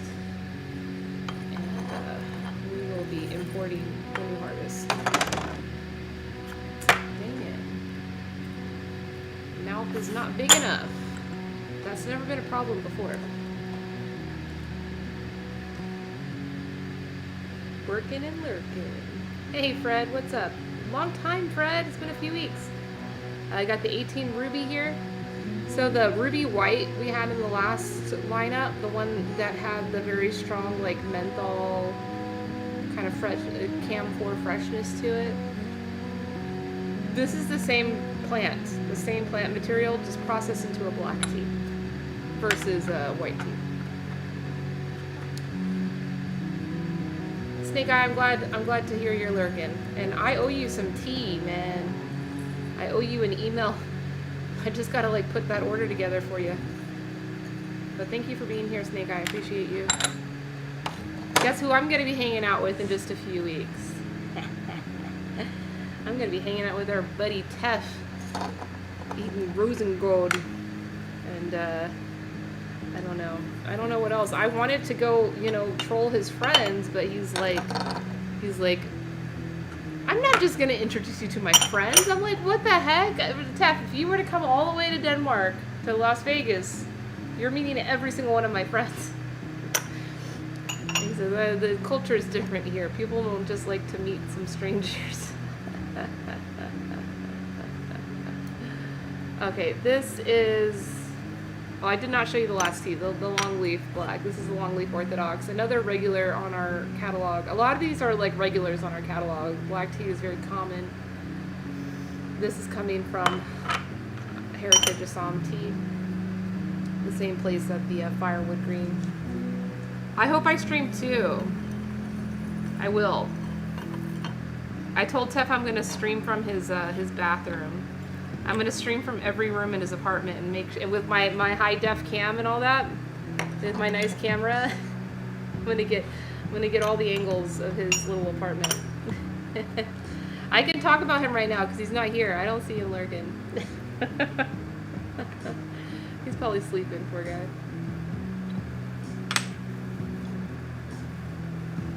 But Snake Eye, I am a signed professional streamer on a new app that just came to the States from Japan, and I have like a contractual obligation to stream a certain amount of hours to that app, so I'll definitely be streaming there when I'm traveling. But I do plan on bringing my cam and all my gear and doing some streaming from Tef's place. Definitely from his toilet. Like, Tef, I know you're never going to stream from this toilet, so I'm just doing it for you.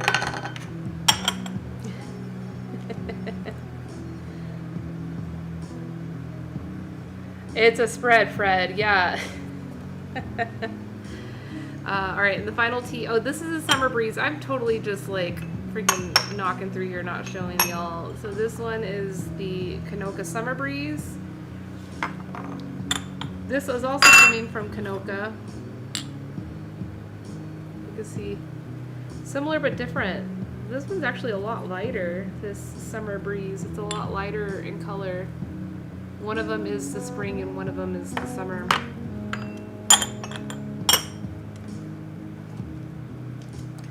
Snake, are you sure? Are you sure you want me to tell you the app? Because it is freaking addicting. It's freaking addicting. It's like this app, imagine if TikTok and Twitch had a baby. That's what this app is. So it's got the usability and the kind of addictiveness in the UI of TikTok, but the interactivity of Twitch and the personalities of Twitch. Although it's mobile only, so there's no OBS. So like even on Reddit, which is mobile only on the streaming, Reddit does have an OBS now. So like right now I am able to like edit this and manage it with the OBS. But on this app, it's strictly from the phone. But yeah, I'm a professional now. Like I'm like hired under a freaking, what do you call that, agency. And so I guess if I wanted to go create content under other platforms, I could, but I don't know. I just like the live streaming. I like it. I like making friends around the world. And this app has a lot of users in Japan, so I'm making a lot of friends in Japan. A lot of people that are trying to learn English. And then I get to practice my Japanese too. So I do speak a lot of Japanese when I stream. So if you Nihongo hanasu, what is no, that's the cell. See, even now my practice Nihongo renshu shitai. Let me get my timer going because I'm doing trial by fire, which means I'm using boiling water and I'm going for 2.5 minutes. And I want to be very scientific about this. Hey, homies, you're still here. Oh yeah, homies, you're still here. You do live streaming to freaking TikTok. You should be live streaming on this other app, Pacocha. You should be, because it's like you actually get viewers. Like anytime I stream there, I have at least 40 people come into my broadcast. And it's like a brand new app. I just started building up the community there. But it's like Pacocha. Yep, there it is, homies. Yeah, check it out. Check it out. It's gamified in that there's ways as a viewer of the app that you can acquire free coins that can be used for buying virtual gifts for the broadcasters. You know, so kind of like bits. So it's like you can acquire free bits just by watching and engaging. And you only get the bits or the free coins by engaging in the chat. So there's not a whole lot of lurking that happens. You cannot, like, if you lurk, you don't get anything. Like, you can lurk, but you're not going to get anything. So, like, people will be, like, actively engaged in your chat because they want the free coins. It's pretty cool. But they are looking for signed streamers. So if you're wanting to also do it professionally, like, there is a contract, you have to do it for a certain amount of hours every month. I can get you an audition.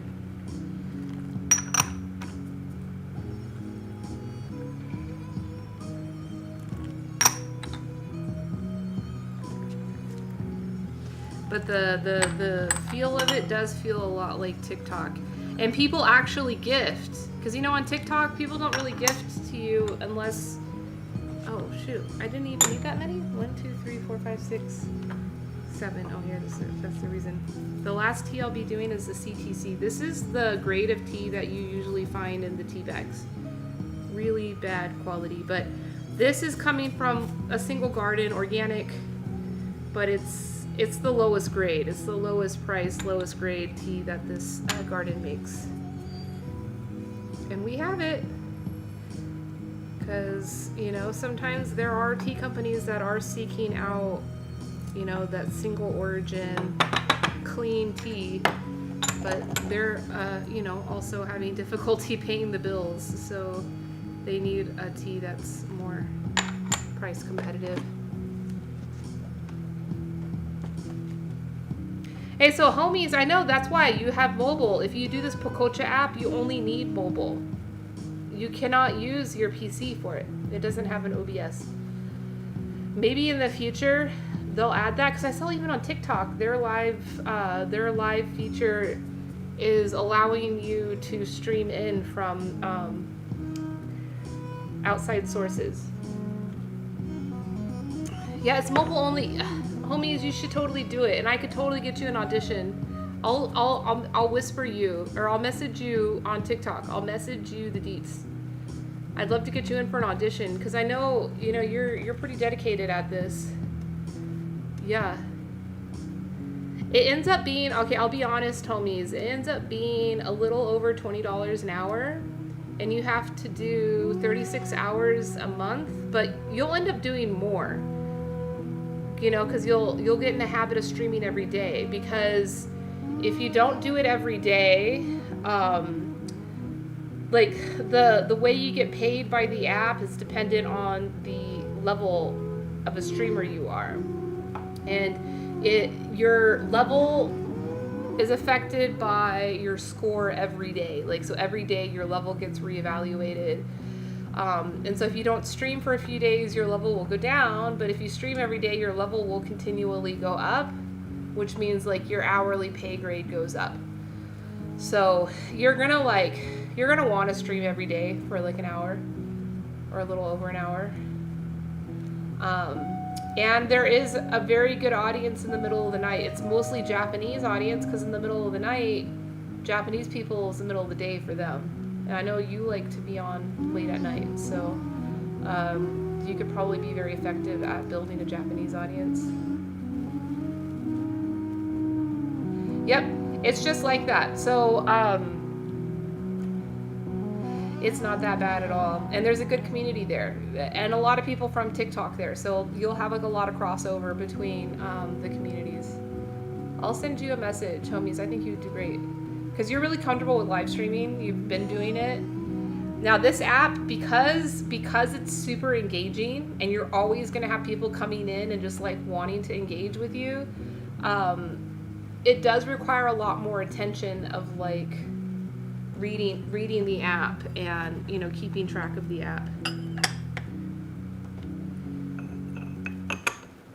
Keeping track with chat. You can't. Like, if you were glass blowing or something and you had to look away from the phone for, you know, 5 minutes, it might be difficult. Because people are going to be, like, sending you gifts or talking to you constantly. .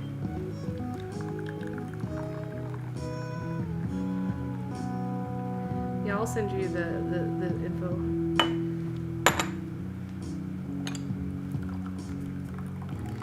Oh, getting some pretty colors already.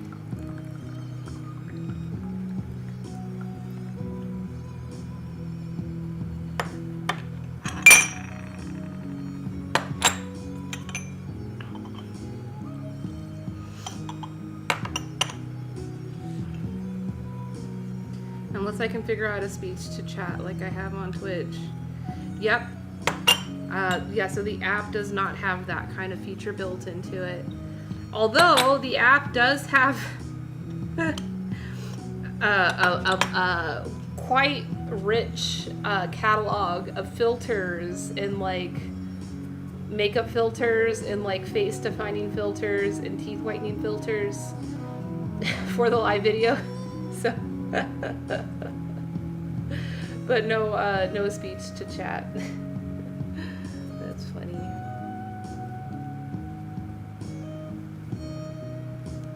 All right, so we got our lineup here. Let me move some of these over.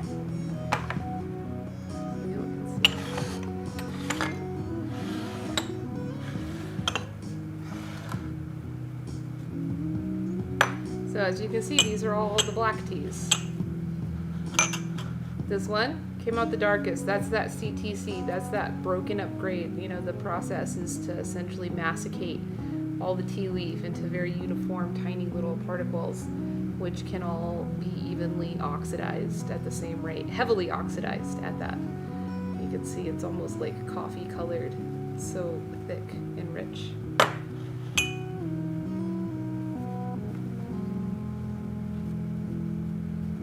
Yeah, the beauty filter, you can't turn it off. On the Pococha, you could definitely turn it off, but you can also turn it on too. Sometimes I'll turn it on just to like beta test it to see if I get more viewers, which so far it hasn't made a difference. So I'm not using those filters anymore. It's no good. But I see you go live on TikTok. I don't see you get too many gifts from it, you know? And I ended up doing a lot of research to figure out the ratio or the commission that TikTok holds on all of the virtual gifts on the live, and it's pretty bad. I think there's going to be a lot of change coming to social media. Hello, Bobbit.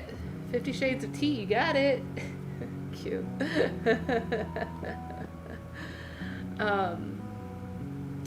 Yeah, I calculated it. So on Twitch, the in-app tipping, which is the bits, like if you buy bits as a viewer and gift them to the streamer, the portion of money that Twitch or Jeff Bezos holds is 46%, I believe. But on TikTok, which there are some live streamers who do get gifts. They are given the virtual gifts. With TikTok, you don't just buy the bits and then gift the bits. No, you buy coins, which then the coins can be used to buy gifts. And then when the content creator receives the gifts, they can then exchange those gifts for diamonds, and then they can exchange those diamonds for money. And so through all of those little tricky little exchanges, TikTok does end up holding 82% of the money. So for every $1 that a viewer on TikTok invests into a live stream, the streamer's only getting 18 cents of it. So that's just some math. That's just the math. All right, let's get started. I'm gonna start with the Konoka Asan. It's a huge percentage. I thought Twitch was pretty bad. I was like, oh, that's kind of scummy. Like, if somebody wants to support you and they want to subscribe to your channel, they pay $6, but then the content creator only gets $3. Fake Faker, you're still here. Thank you. I don't know if I'm knowledgeable, but I'm a great facilitator. Yes, I will. I'll take credit for that. All right, we're starting in with the Kanoka Assam, which is this tea here. I think that's a good. This and this one are pretty close in color, and that's the Niwamalai. So we'll go to that one next. Yeah, fake fakery. I study this stuff like crazy. Not only because like it's applicable to me in the time that I invest into these platforms, but you know, our business is wholesale. We work. Oh, good. I'm glad you're liking it, fake fakery.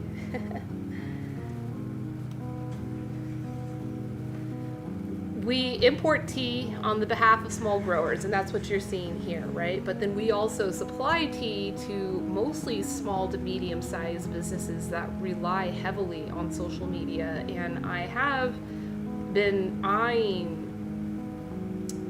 the field of live streaming. I've been doing it myself personally just so I can figure it out, but just been kind of keeping my eye on the space for a couple of years now. You know, because there's a lot of people, either they're in the business or they want to be in the business, or they're bloggers, or they are just passionate about tea and they want to create content, but just being the tea industry, selling tea is not lucrative. It is not lucrative. I'm not gonna like sugarcoat it. I'm not gonna try to, you know, say anything opposite. It is not lucrative. But educating people about tea, selling tea, importing tea, exposing people respectfully to cultures, that is extremely valuable work. And so there's got to be some way for that work to be valued, and I think live streaming is one of those ways. And so that's why I'm taking this very seriously and researching this stuff. And hell yeah, I'm gonna be ready to like organize a protest if it's needed, you know, and make sure that no one's left in the dark. But yeah, that was pretty tricky for TikTok to like layer through all these different layers about how, you know, a viewer can support a content creator. All right, enough distractions. Here is our wet leaf from the Kanoka Assam. Now this one's not coming from Dibrugarh. We did taste quite a few Assam teas in the last lineup. This one is coming from Kanoka, which is near to Tezpur, which is near to Guwahati. The two main cities of Assam are Guwahati and Dibrugarh. Very far away. They're pretty much on the opposite sides of the state. Smell my leaf.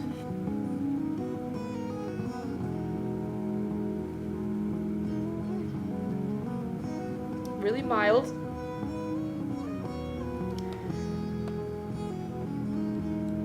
For some reason I'm like getting the smell of like some kind of cheese. Oh, Tef is here now. I can't talk about him anymore. Snake Eye, did you hit him up? Say, hey, Lisa's talking about you on her stream. You gotta go check it out.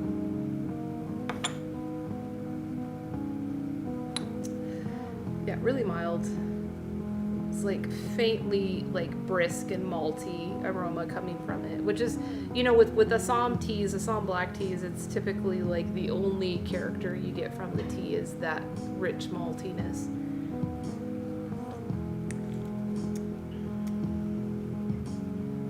Yeah, I told you.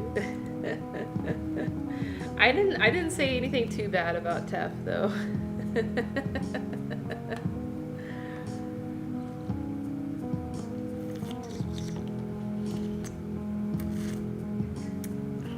That's the Kanoka. That's the Kanoka we know and love. Just slightly sweet, really mild. You know how on the last lineup when I was drinking that golden tea and I just kept saying it was like mild?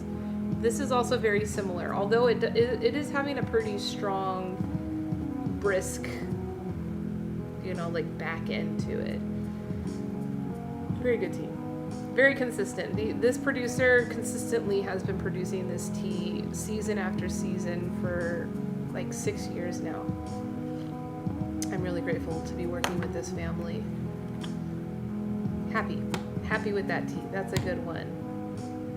It's almost also, it has like an undertone of, or an undernote of like black licorice.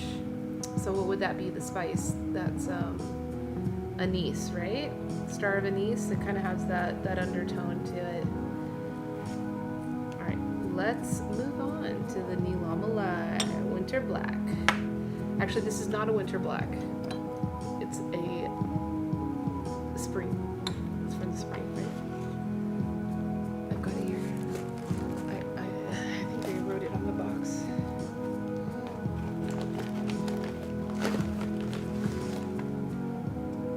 Yeah, this is the spring.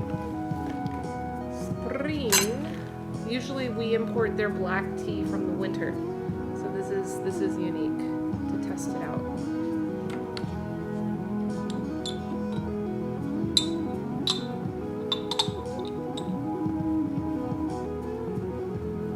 Again, very even, consistent coloring on all of the leaf, consistent size on all the leaf.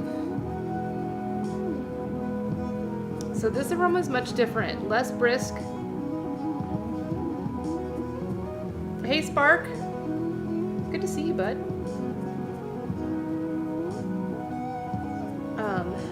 Little musky. Like the sweetness from like the mossy growth in the forest. Oh, thanks, Sparkle. It's been a while since I've seen you. I know I've come to your stream a couple of times. You've been making some music. How you doing? Hey, I got some news for you. I know you're not like anywhere close to these places, but maybe you could be, and we could meet. But I'm going to Europe in a few weeks. I'm gonna be going to Denmark, Belgium, and Croatia. I finally like confirmed my itinerary. It took me a couple of months. Yeah, but you're in Norway, right? Am I correct about that? Where are you? We can go party.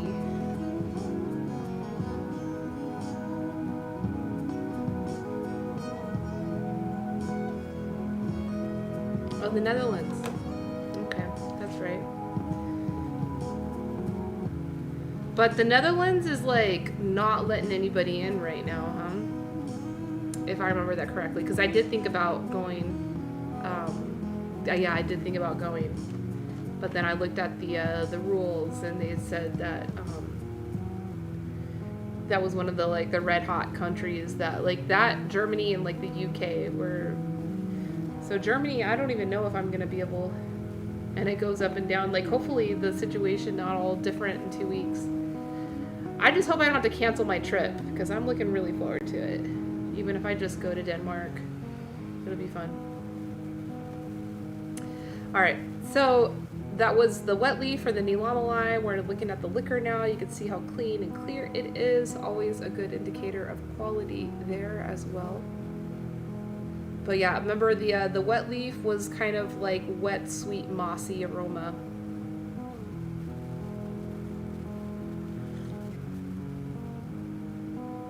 Which holidays? Oh, cool, homies. Yeah, follow me. Here, I'll put my my screen name. I'm not broadcasting today because I'm focused on this. I'm gonna try to do a good job here. So I'm taking a break from Pacocha today. But yeah, I usually broadcast every day. You can follow me and see when I go live again. Oh, when people come back after the end of the summer holidays in 2 weeks, it can be different. Yeah. So I'll be there September 16th until the 30th.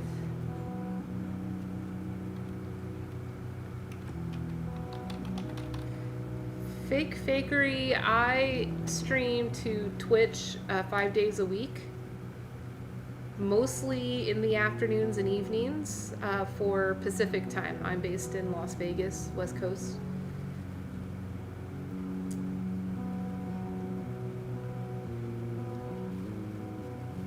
But usually 5 days a week. Sometimes I'll do weekends, like special events. Where am I going in Belgium? I am only going to Antwerp. That's my only plan. When on Pacocha, I stream That's random. That one's random. But usually the same, afternoons and evenings. The weekends, I do a lot more IRL with the Pacocha because it is mobile. If I'm having a strong 5G connection, I will stream anywhere. So if I'm at a concert or if I'm at like an art event or something, I'll stream it. But I'm good. I'm like getting really good at the IRL of being able to separate action and audio and whatnot.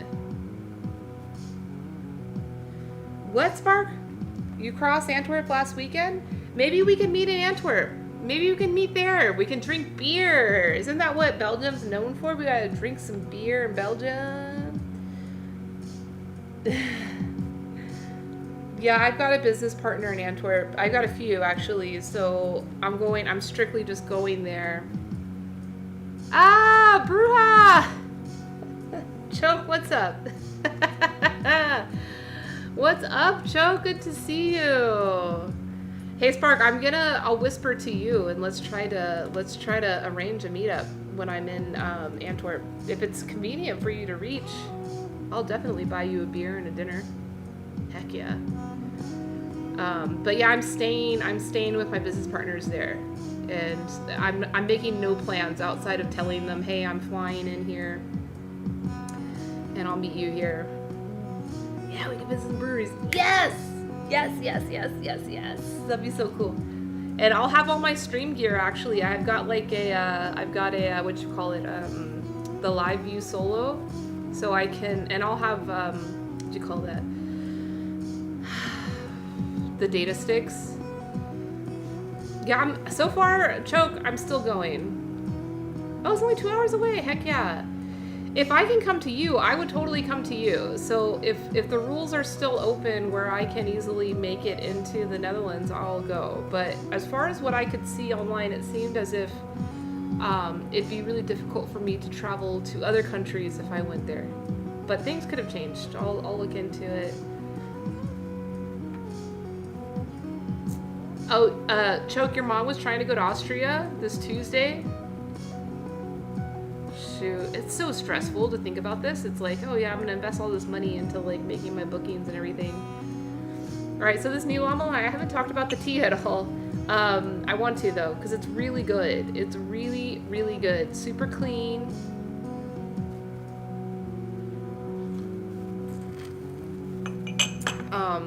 The flavor character is a lot more robust in character than the Kanoka. The first tea that I had, this first one I had, was very light, extremely drinkable, just like that golden tea from the last lineup. But this Nilamalai has much more character to it, also more texture as well. But you're gonna be in Berlin at that time? Because I was thinking about Berlin. Oh, there's a music expo in Berlin? Shoot, I was thinking about going to Berlin because I have a client there. And Berlin is just a really great city with action. But yeah, I'll have all my stream gear. So Spark, if we're hanging out, we could do some streaming together. Oh, Snake Eye, love you so much. Thank you so much for hanging out. I hope you enjoy your dinner. Yeah, this new Lamalai is fire. I think I might go get the Winter Black and side-by-side it with this one. Yeah, if I go to Berlin, I might fly there. I don't know. I had kind of cut Berlin out of my itinerary because I wanted to go to Croatia. My best friend from high school is in Croatia. She was a foreign exchange student in high school. She's from Croatia, from Zagreb. And I haven't seen her since high school. And I know I'm going to age myself here, but I haven't seen her in over 20 years. Way over 20 years, 22 years. Old friends. Sitting on park bench like bookends. Old friends. All right, let's move on. Not this one. Let's do the Summer Breeze. 1% chance. Seriously? I'm giving it a 100%. Spark, you don't know me. You don't know me. Like, I know we're Twitch pals, but you don't know me. You don't know what I'm capable of. Croatia is beautiful. I've heard. She sent me a picture this morning of like some seaside town she wants to take me to. I'm like, are you freaking kidding me? Train would be nice. You know what I was thinking would be really fun is to live stream from the train. I mean, the issue, unless the trains provide Wi-Fi, but the issue, Brewhouse Market, thank you for the follow. I just noticed it. Live streaming from the train? You think that's crazy? You think it's crazy? Not. I don't think so. I don't think it's crazy. All right, we're moving on to the Kanoka Summer Breeze. Choke, so good to see you. I've been like super delayed. You know why? Because this event. See, people who like the live streaming from the train, they think it's good. If I'm relying upon a phone signal, that's super risky. But if there's a Wi-Fi in the train, hell yeah.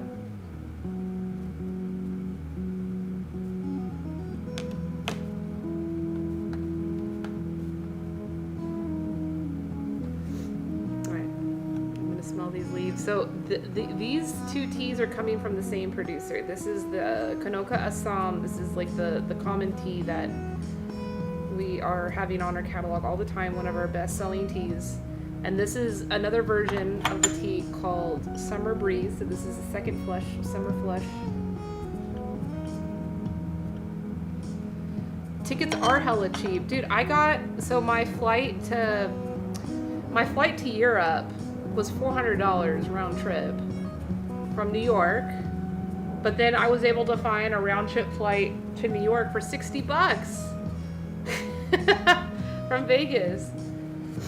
It's super cheap to fly right now, but you know, again, just be very cautious. You know, like even with the traveling that I'm doing, I have no plans to go to any large gatherings.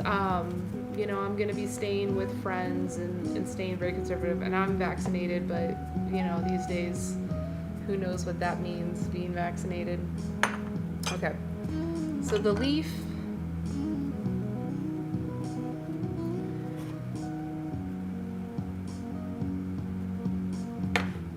$35 each way. Yeah, heck yeah. That's from Dallas Fort Worth, huh? All right, so this one's definitely smelling a lot different than the other Kanoka Assam. The other one didn't have that strong of a smell. Remember, mild was the only word that I could use to characterize that one. This one definitely has a more pronounced malty aroma to it.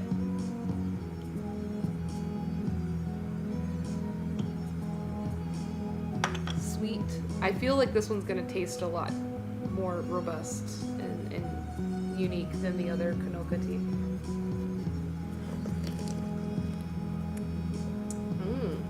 It is good. It is a bit more astringent. So the other Kanoka, this one, these are the two. You can see the color is even, this one's a little bit darker. You can tell the color is a little bit different. It's a bit more astringent, a bit more malty.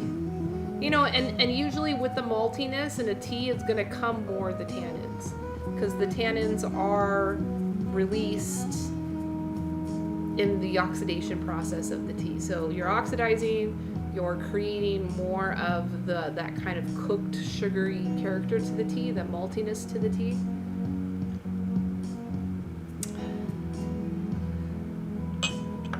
This one? Is this the one to the right?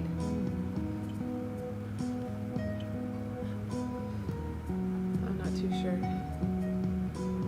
I think that might be the one you're talking about. Yeah, this one's dark, deep. This is the CTC. It looks almost like coffee. All these teas were brewed the same way, the same amount, the same temperature, at the same time. So you can see how greatly different each one of the teas brews out. It's kind of cool. This one. Yeah. This is the CTC. This is also the cheapest. The cheapest of all of them.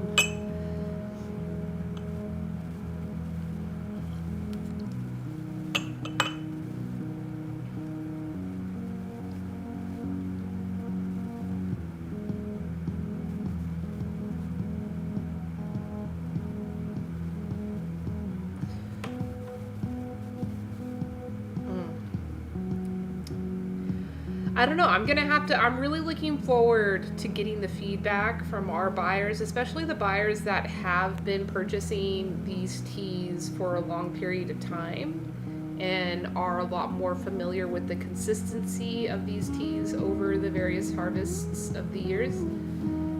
Because I'm intrigued by this. This Summer Breeze tea is nice. That's a very good way to describe it, because texturally I am getting this kind of breezy feeling, this kind of movement of air, this airiness in the texture, which is very cool.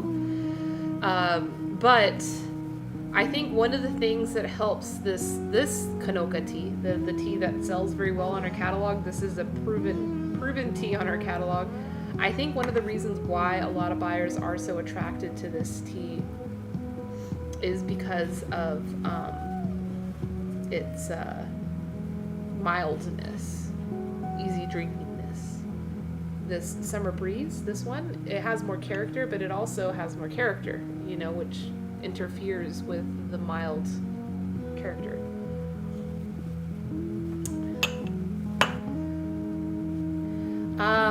Spark, I go everywhere for business, but my business is my life, and my life is my business. So, but yeah, I'm going to Antwerp because I have to go.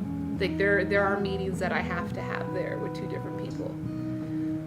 Berlin, the person that I'm meant to be meeting with in Berlin, the buyer from the business that I work with, she's on maternity leave, so I'm not even going to be able to meet her. She's on maternity leave for like 7 months, and I'm like, wow, that's fabulous. I guess that's the culture there, that, if you become pregnant or expecting, that it's reasonable to take off such a long time. I think it's great. Okay, I'm going to move on. Let's see,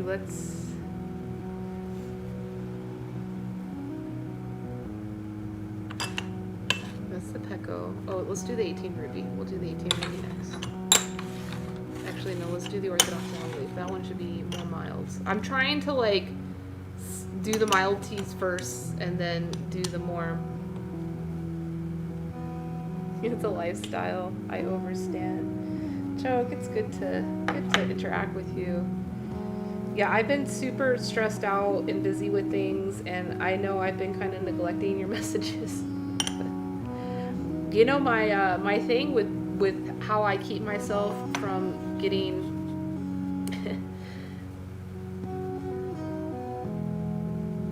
yeah, you should go to Miami as well. Hey, if Choke, if you do go to Miami, there's someone I want to introduce you to there, which he did not come to Vegas for the World Tea Expo, but he should have, but he's busy. He's really busy. He's a busy dude. But he's in Miami. He's got a brand there called JoJo Tea. I'd love to introduce you to him if you go to Miami. But yeah, Adrian, super badass. Yeah, I saw she's opening her new shop. That's great. Awesome. The more tea, the merrier.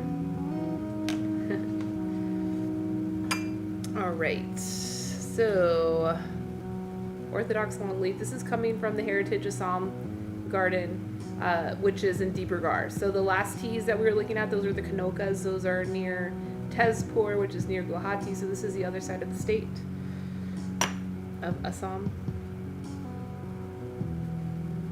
The aroma, it smells like clay, like the aroma of Play-Doh. That's like the prominent aroma coming from this tea, which is common. I think the terroir of this place is very clayey. And so that does come through in the tea a lot of time. That's this tea. Beautiful. Clean cup. You can see all the way through the cup. So a good indicator of quality.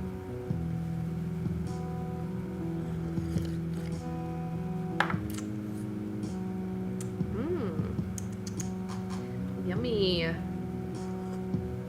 This is another staple on our catalog. We've been carrying this tea on the catalog for 7 years now. Yeah, Heritage Assam. I highly recommend the teas from Heritage Assam. They are very consistent. They're very professional. Like the last lineup, unfortunately, Choke, you missed it. But the replay will be available. I will be emailing everybody and letting everybody know how to access the replay of this tasting. In the last lineup, I did a lot of teas from the Yankee Tea Factory in Darjeeling, which is an incredible source of tea. I love the teas coming from there, but it's just a smidge less professional than Heritage Assam as far as consistency and quality control. So it has been a little bit of a challenge for us to retain certain teas on the catalog from that farm because they are still learning the terroir of their garden and of their factory. And so it's like every season they're like making new teas. But a tea like this Orthodox longleaf we've had on the catalog, and even though there's, you know, different seasons and the seasonality that comes with it and how that affects the quality of the tea, a really great tea master will know how to compensate in their processing to make up for those differences and to produce a very good quality and consistent quality tea, even if there is variables to the weather or the terroir that may affect the tea. But this one is good. This one is good. I've actually already sold quite a bit of this tea. And also, Choke, just to let you know, all of these teas that I'm tasting here are the new teas for this year. So that's the spring and the summer harvest of 2021. We still have yet to receive the winter harvest teas, which will be coming. But the purpose of this tasting is to collect pre-orders. So a lot of these teas were just sent to me in very small quantities of the batches. And some buyers did sample these, and if you're interested in sampling any of these, I can get samples to you. But if you participate in the pre-buy, in the group buy, you will get a 20% discount on all of these teas. And we do that like when we do group buys, which I try to do as often as I possibly can. When a buyer participates in the group buy and pays ahead of time and waits for the tea to come, then they get that 20% discount, which will help them, you know, save some money. That definitely helps with the margins on the business. But you know, anytime that we can find economies of scale or efficiencies or ways that we can leverage, you know, our group buying power, you know, that's the whole nature of our business. So yeah, any of these teas, Choke, if you're interested in sampling them or hearing more about them or putting it in an order for them, yeah, this is a good time to get some discount. Spark says I'm going to pronounce this wrong, Maastricht, there's a Blanchadel. They burn coffee beans for, I think, the king's house, as I read it. They also have fresh tea, which we sometimes pick up some. That's like tea.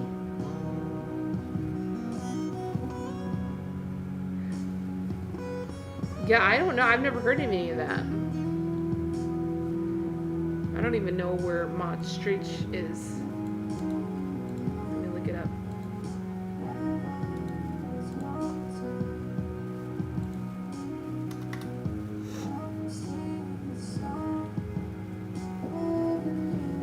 It's from Limburg, Netherlands. Oh, Spark, you're giving me a whole itinerary. I'm getting excited about that. Hell yeah.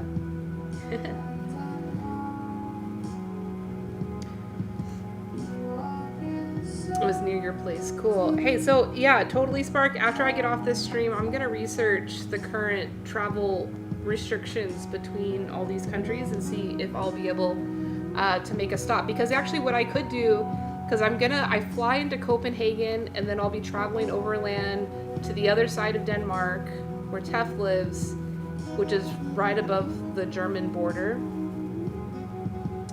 And so I could take a train even from there, or get into Germany, take a train through the Netherlands to Belgium. So then that could be convenient. You're driving to Austin tomorrow. Cool. Well, hey, you know, Choke, my brother who lives in Austin, he's actually moving. Oh, you're going to make it 11% chance. Well, I'm going to make it 111% chance now, Spark. We'll make it happen. You don't know how I operate, Spark. Like, we're friends for real. You've been hanging out on my channel for a while. I have to meet you.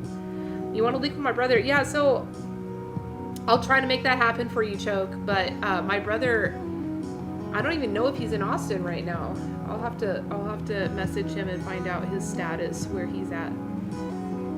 But you should definitely go to West China Tea Company when you're in Austin. Go to their tea house. He's moving to San Diego. He just took a new job, and he's going to be living in Ocean Beach, San Diego, which is really nice. I'm just excited because it's not that far of a drive from me, and I'll have a place to leave my surfboard. That's all I'm excited about. All right, I got 2 more teas left. I got 3 more. Let's do the 18 ruby now. All right, so this one's gonna be a damn good tea. It always is, that's why. This variety is definitely like the most, high end and unique of all of the tea cultivars of this lineup. Uh-oh, Speculum is here. I want to go surf. Of course you do. You take your car to work. I'll take my board.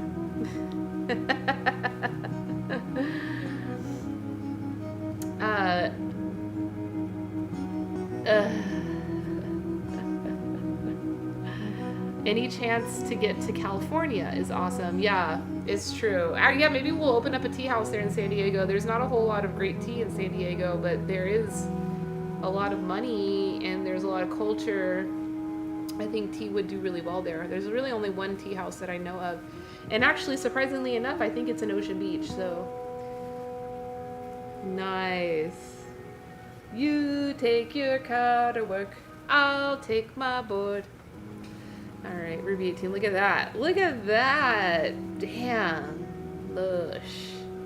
Lurking. At least you don't have to period spam here, Nick. You can just lurk. You can lurk without pressure of feeling like, oh man, I gotta go throw an emote. All right, so the aroma on this wet leaf. Oh, it's heavenly. So definitely getting that like fresh cut menthol, fresh cut camphor aroma, but it's even stronger. Yeah, look at these leaves. I mean, compared to the other teas, I mean, the just compare side by side. Like, this just looks so dank. Long, big, beautiful leaf. Let's check out one of these leaf sets and just check it out. Very consistent processing. You see the color of the leaf. It's like the same brown all the way throughout the leaf. Really big leaf. Remember, this cultivar is a blend of the native wild Taiwanese cultivar or variety mountain tea and the Assamese Assamica leaf via Myanmar. It's a really broad leaf. Let's taste the tea. Here it is. This is it. See how clean the liquor is? Vibrant, beautiful color. If this was in glass, it'd be a lot easier to see the vibrance of the color, but it's okay. The white cup does make it very nice to see the clarity of the liquor. That is damn good.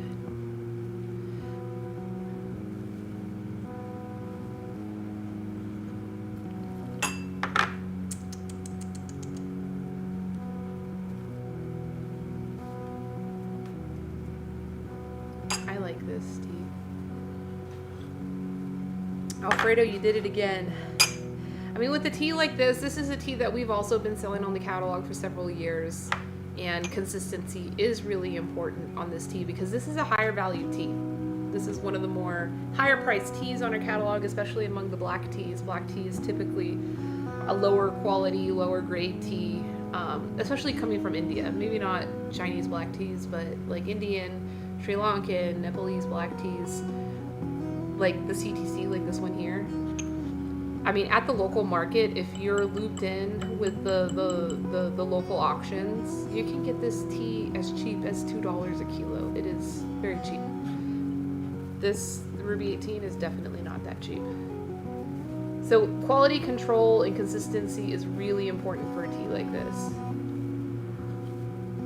Because if a tea shop puts a tea like this on their catalog, they're going to expect the quality to stand, year after year, harvest after harvest. So that's really important. Really nice texture. So it's still having like the maltiness, the crispness that you get from a high oxidized black tea. The cultivar itself is bringing in that like freshness, that camphor, that menthol note to it. Another note that I always get in this tea is sarsaparilla. Sarsaparilla is the herb that's used to make root beer. A quick hello doesn't exist in this room. Spark. Go get some rest. I know it's late night for you. Thank you so much for being here. I really do appreciate you, and I look forward to that 11% chance of us meeting. We are going to meet. You have Lotus coming from Sri Lanka. Yeah, Sri Lanka, all the countries in Asia are having a lot of trouble, when they go into these lockdowns, and getting products out and keeping business flowing has been a real challenge. Sorry to hear that, Choke. All right, so that tea is a winner. I'm glad. I do have quite a bit of this tea in stock now, so if you need it now, good to go. All right, let's do this. We have 2 more left. We'll do the 2 most broken grade teas, the lowest grade teas at last. And the reason why you do that is just in case they are really intense and malty and hard to drink. You don't want to like blow out your palate at the beginning of a tasting. Okay.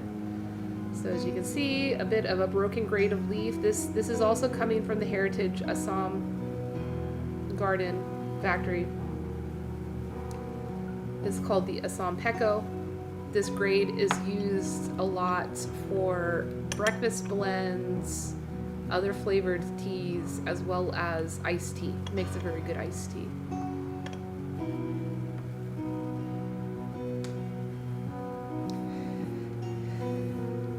Well, Choke, the thing to keep in mind, dealing with rural communities or underdeveloped communities, from our side of the world, where we feel we have so much abundance and so much capability to help others, during a time of pandemic, during a time of lockdown, during a time of scarcity like what we're having right now, when we're concerned about helping others and supporting others, yeah, this tea makes a very good iced tea. All of these make a very good iced tea.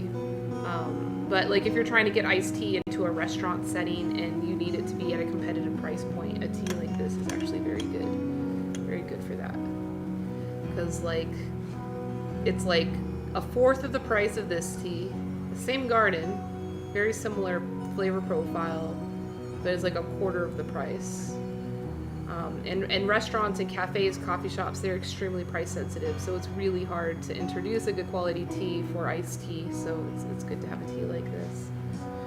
But yeah, when you're thinking about supporting people during a time like now, like, I think that the normal context that we use to evaluate someone's level of luxury or privilege, it's a lot different now than it usually is, right? So it's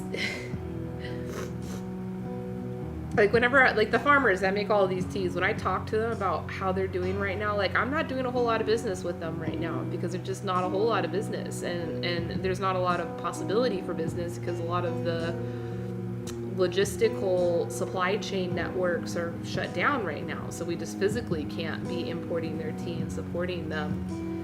It's real challenging. You can feel really bad about it, but then when we talk about like the day-to-days that we as communities are facing, like what I'm facing versus what they're facing, that we end up coming out realizing that they are a more advantaged situation than I am, right? Because a lot of these folks, yes, they're not doing business, but they don't have like high overhead, especially if they're really rural. If they are like out in the boonies just making tea and doing their own thing, like there may not be cash flow coming to them, but at least their soil is still productive. They still have seeds. They have their community and their families. So it's a different situation compared to like me when I talk to them about what I'm struggling with. I'm like, yeah, the business is slowed down and I still have the same rent to pay. I still have the same bills to pay. I still have all of my same taxes and business licensing to pay. There's a lot of overhead that we have to handle here that people in more impoverished, and I put that in quotations because, you know, the whole meaning and kind of connotation around that word, I think, needs to be reevaluated. But like people in positions of poverty may actually be more resilient, and they may be feeling like they want to support us, you know, because scarcity is going to hit us really hard. Okay, let me smell this tea. You can tell I'm getting tea drunk. I'm like, the rants between each tasting are becoming longer and longer. Okay, so another mild tea. Really, really light aroma of like roasted meats. It's like savory earthiness. Oh, I'm sorry, Choke. You got kicked out for an ad. Oh man, that's why I gotta turn the affiliate off. I hate this ad. You missed all that I just said. I'm sorry about that. I don't know what I said.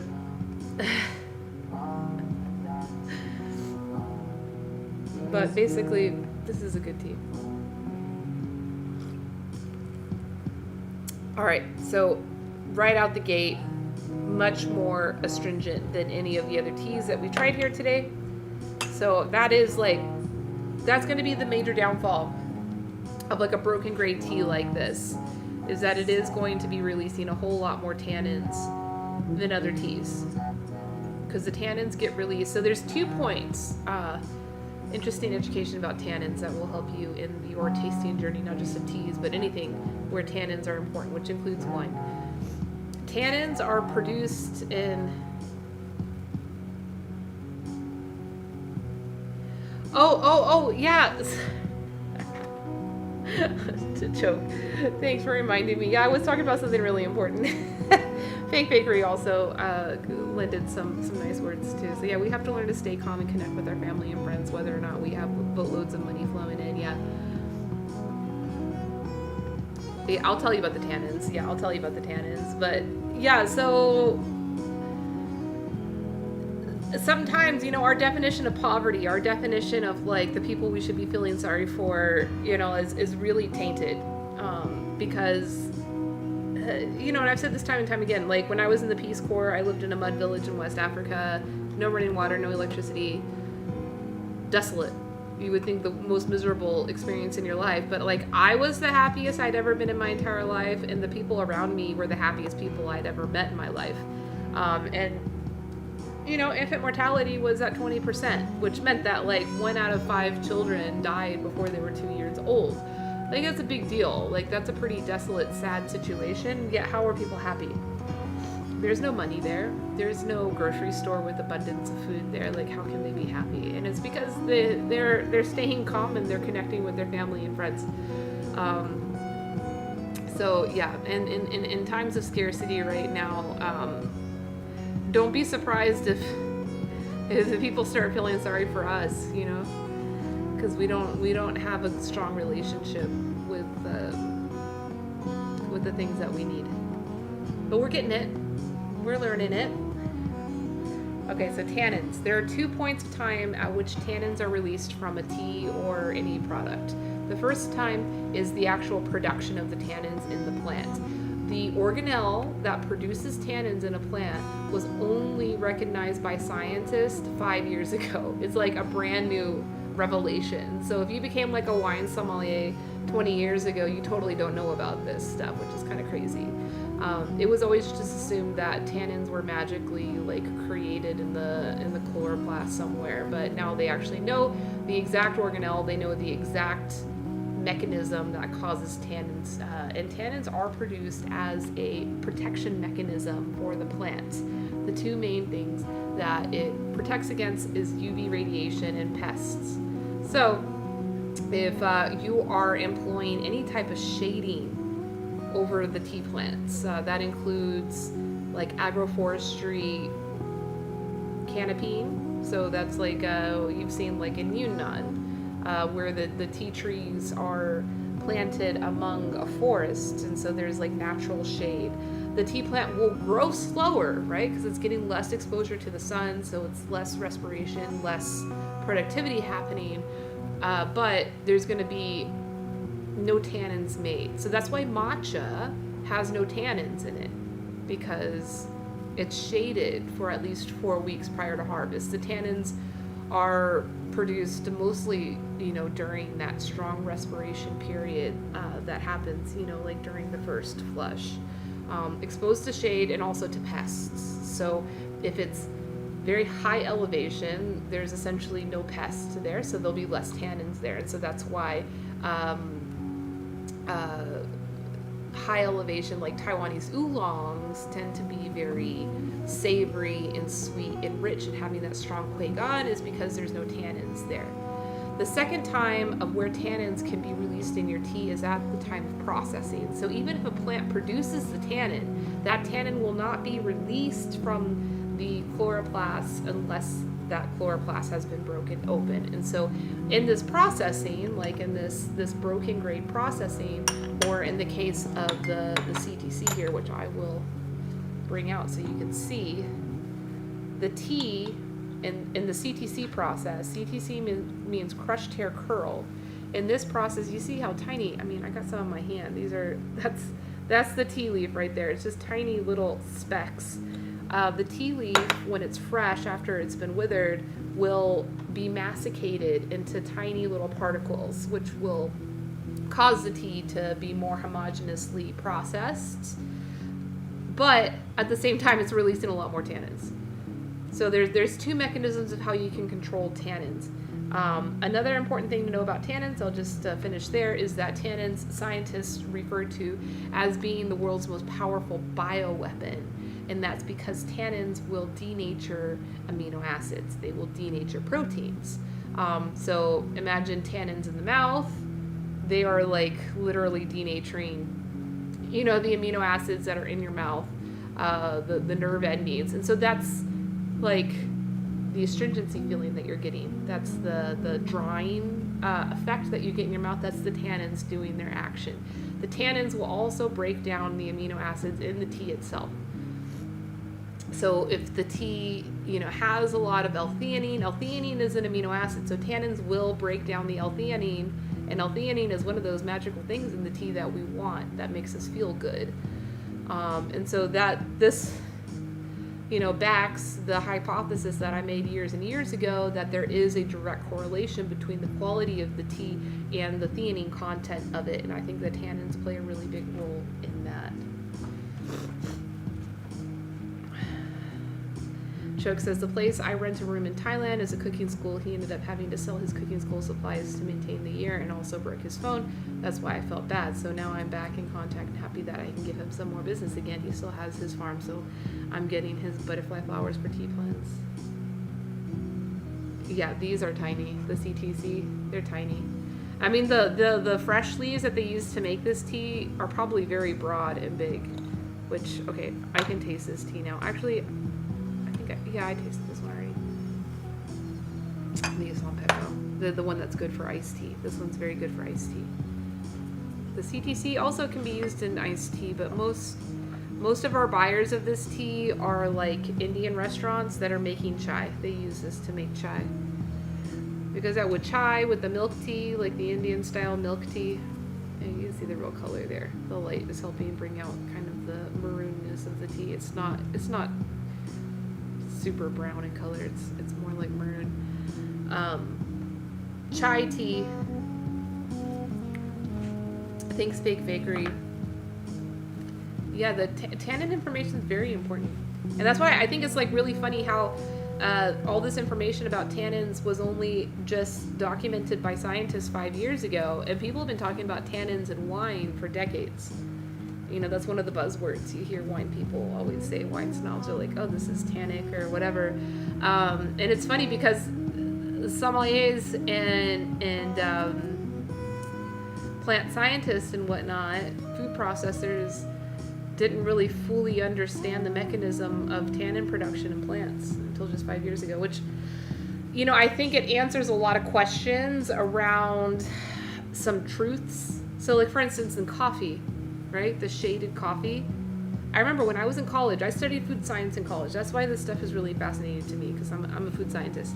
And when I studied in college, I went to Costa Rica, and we went to a coffee plantation, and that was such a buzzword. It was like shade grown, shade grown, shade grown, shade grown. And I'm like, okay, so why shade grown? Like, what does the shade do? And they couldn't answer that question. They're like, we don't really know. We just know shading is good. So that's why we're interplanting these trees here, because shade grown coffee is important in marketing now. And the tannin mechanism is probably a big factor in that, I'm sure. Yeah, wine folks for sure. All right, so I took a drink of this CTC. The aroma on the leaf, very clay, like the same aroma that I got from that Orthodox Black, this longleaf black. I said it smells like clay, like Play-Doh. If you can remember what that smell was like when you were a kid. A lot of teas have that character for me.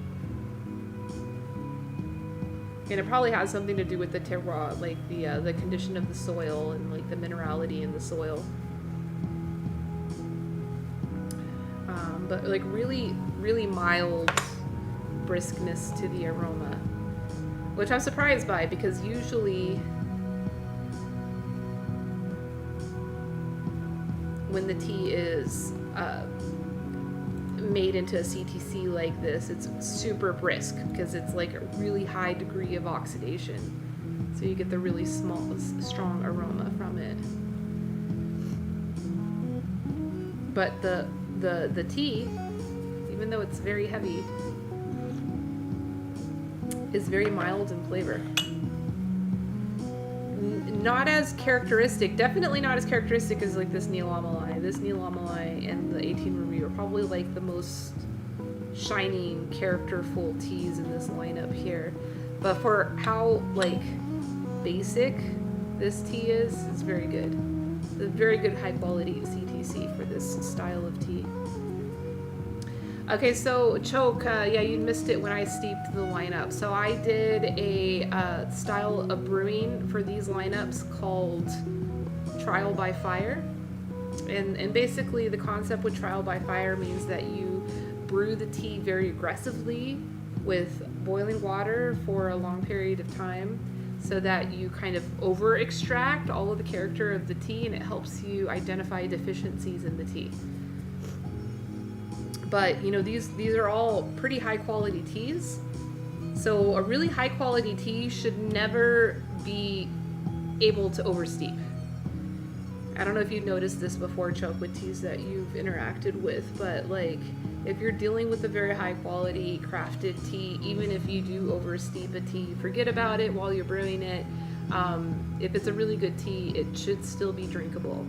Now, if it comes out overly astringent, overly bitter, and undrinkable, that could be an indicator of the quality of the tea, which, you know, when you're doing a long lineup of teas, for instance, when I traveled to Nepal, or I traveled to India, and we're tasting teas there at origin, we will do this trial by fire because it'll help you identify the deficiencies.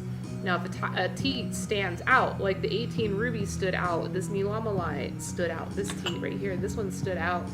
If we were at a lineup and we were trying to make a final decision of like hundreds of teas and which one we should focus on, which one we should buy, what we would do would identify like those two teas, they stood up to the trial by fire.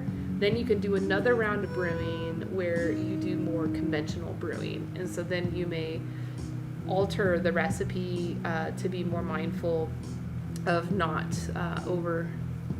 over infusing the tea. So like on the last round lineup, this was the tea that I picked out. This was the red oolong, really beautiful tea from Darjeeling.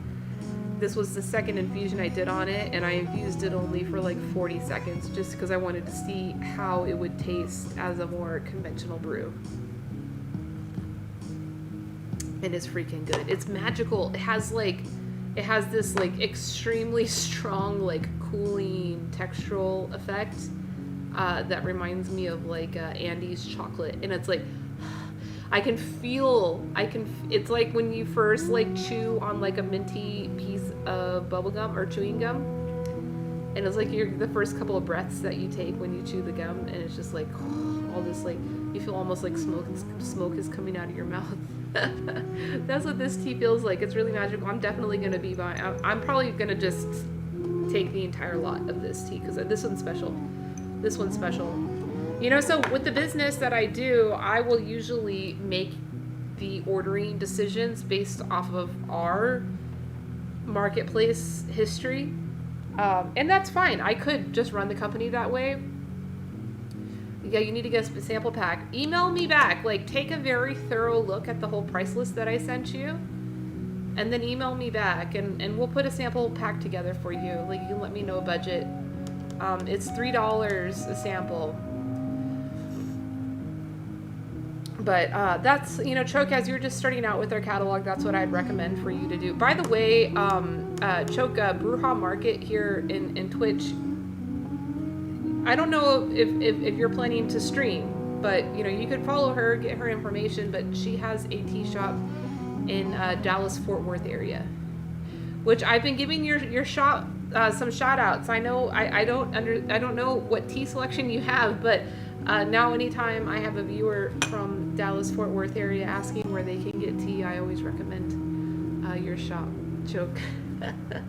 Your Instagram page, that's usually what I promote, your Instagram page. But we met at World Tea Expo. She came to Vegas for World Tea Expo, and we hung out, we partied, and she's just getting started with their catalog. So she's talking about getting samples, and so, you know, it's a really great way as you start, you know, diving into tea professionally, more so than investing in some education programs or workshops. I just highly recommend that you drink as much tea as possible. Different teas, different categories of teas. And so like a lineup like this would be extremely beneficial.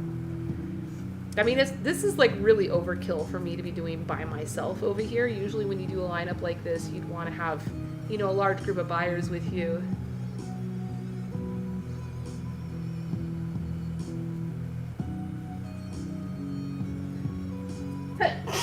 Oh my goodness.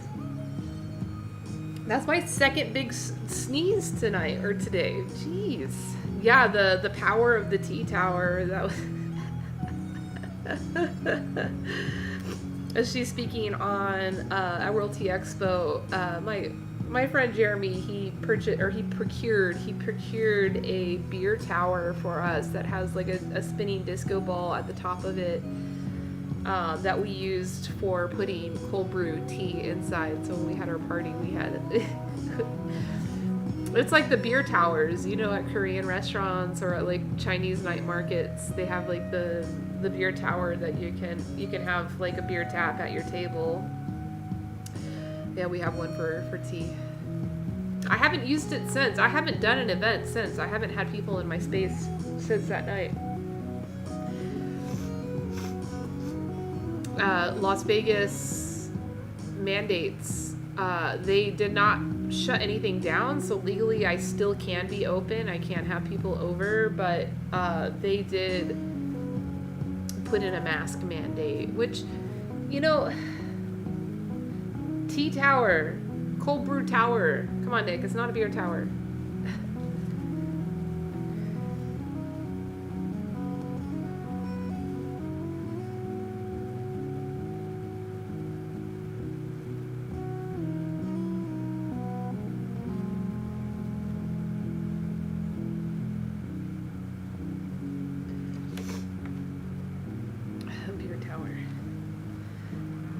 right, now I just gotta drink all the tea. Which one was the good one? This Neelamalai, I'll definitely drink that. Actually, probably what I'll do is I'll do a conventional brew on this Neelamalai.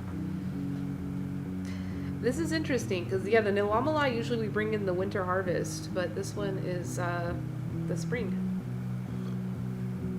It's really nice.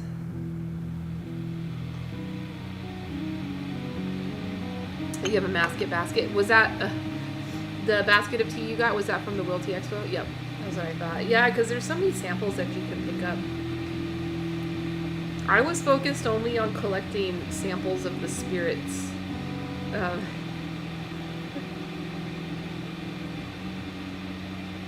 Hi, the 30th? The 30th? Welcome in, random guy. Hello. My name is Elise. I am actually not cooking anything. We are part of the drink portion, the drink category of food and drink. I'm doing a focused tasting of the spring and summer harvests of new teas for this year. So this was the second lineup. I did 2 lineups. I did 15 teas total. So this is just 7 actually, not that one. No, this one. These are the 7 that I just did. I did 8 in the last lineup. These are all teas that were grown and produced by small-scale family-owned tea gardens around the world. I run a business called Tealet. That's why my channel name here is Tealet Tea. Tealet is a B2B marketplace that facilitates direct trade between independent family-owned tea farms and tea business buyers.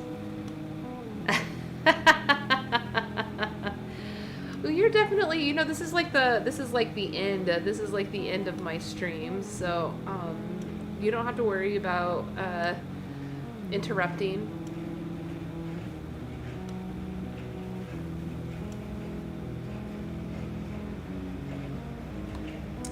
But you don't know anything about tea? A lot of people don't know anything about tea. That's why it's funny, like people that come to my tea room and even, you know, they just drink tea and maybe they buy a little bit of tea and they take it home and they're like, oh, I love tea now. It's like, you know more than 99% of the people in this country about tea now. Just knowing that tea, like all these teas come from the same plant and how you process the tea is how you get different types of teas. Like, that's like 99 percentile of tea knowledge in this country. So where are you viewing in from? The 30th? The 30th?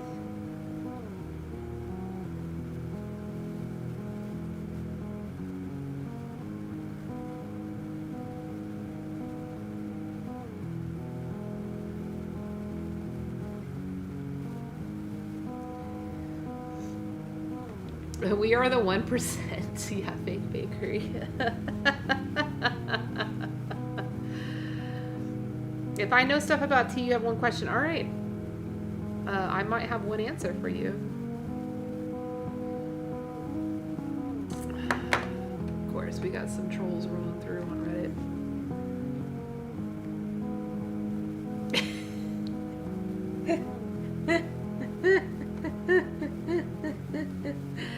The 30th, you break my heart.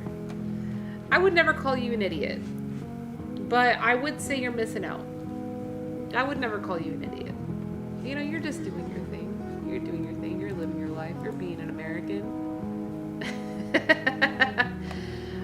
You're missing out. That's all I'll say.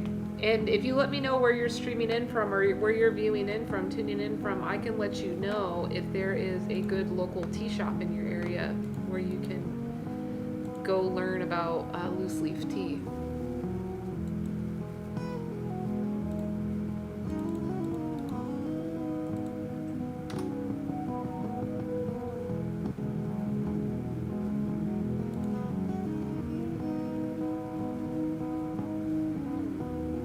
This one? This is the good tea. Obviously, it's the one I drink the most of. This is the Neelamalai. But this is the spring harvest. Usually we bring in the Nilamalai winter harvest, and that's a very popular tea.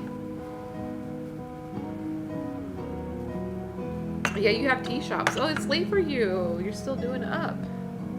I'm actually going to be in Europe in a few weeks. It's funny because I was one of our family members, our community members, Spark.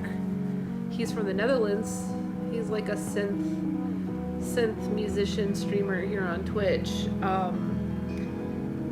And I just made plans that I'm going to meet him when I go to Europe. I'll be in Denmark, Belgium, and Croatia. What the heck? Who's trying to call me right now? No, forget that. Sorry about that. I need to turn that off. I'm surprised that happened. Yeah, the Nilamalai. Yeah, you know what? You'll like that tea. You'll like that tea a lot, Choke. I think that tea would be very good. And it's also a good base tea for blends. So if you do want to start creating some interesting blends or some new flavors with the teas, a lot of these black teas are very good base blending teas. These black teas, especially the Assam Peko one, because it is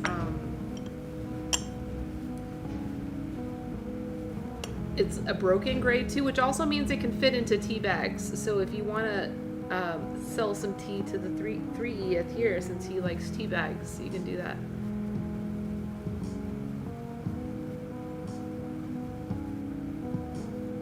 I leave on September 16th and I'll be gone for 2 weeks. So yeah, we should talk. We should arrange this sample pack for you before I leave. Say hi to Europe when you're there, and say hi to the Netherlands from me. It closes maybe a lot of doors, but opens one or two. You're funny, random guy. Oh, you don't like tea bags, and why do you use tea bags? If you don't like them, why do you use them?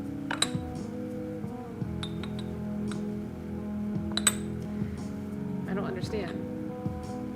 I mean, that's the only questionable thing in this whole situation.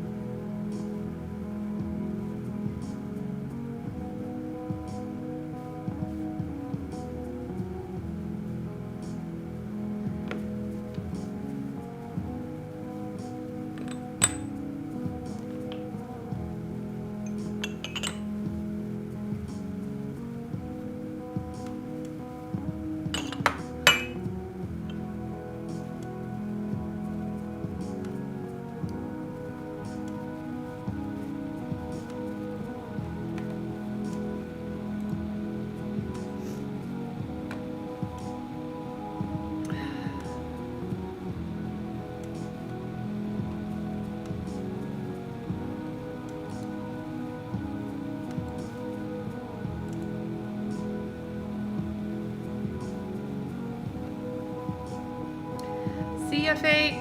Much love to you, brother. I appreciate you. I look forward to your streams. I'm always on the lookout for yours. No Asia trips. No Asia trips, actually, because Asia is complete shutdown. I mean, there are places that are safe to go to, but they're being extremely cautious. So there's quarantine times, even if you're vaccinated.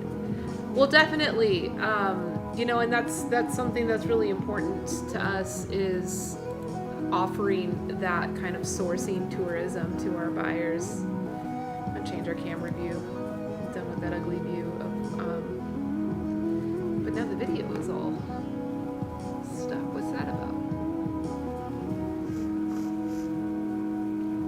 Oh man, my nose is all messed up from those sneezes I had. Maybe this one works better. That's so strange.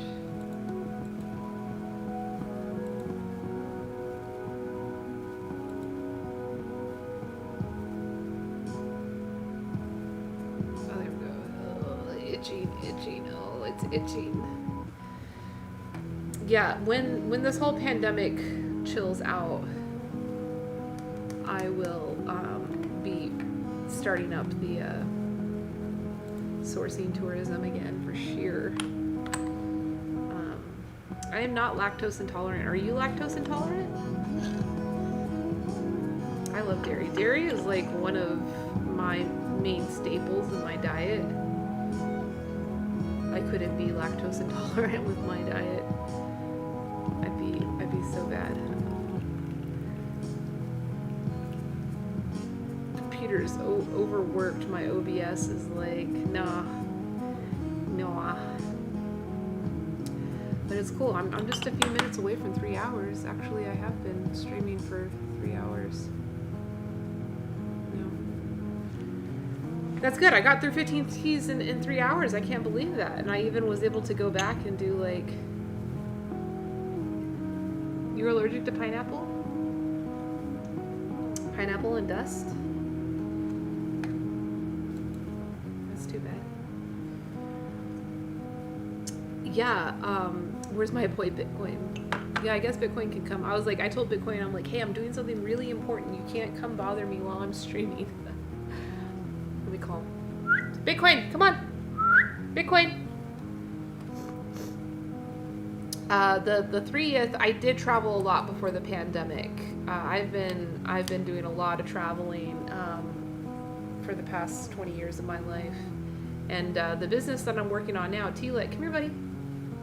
Choke wants to say hi. Come here, come say hi to Choke. Come on. Come here. Come here, baby. Come here, baby. He was a good boy though. He took a nice nap the entire time. This is Bitcoin. He's my baby boy. He's such a cutie. You can tell he just woke up. Like, yeah, Bitcoin, I've got to do a focus tasting, 15 teas in 3 hours. I cannot have you up here distracting me. But now he can be up here. I got time for distractions. I can't believe you're allergic to pineapple and dust. That's a new one. I have heard of dust before, and I guess I've heard of those allergies separately.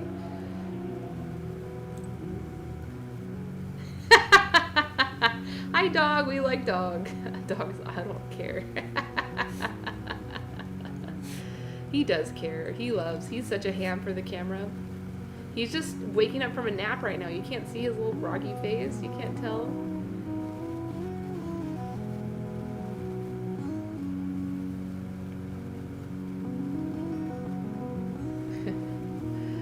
Yeah, he's a cutie. Yeah, the 30th,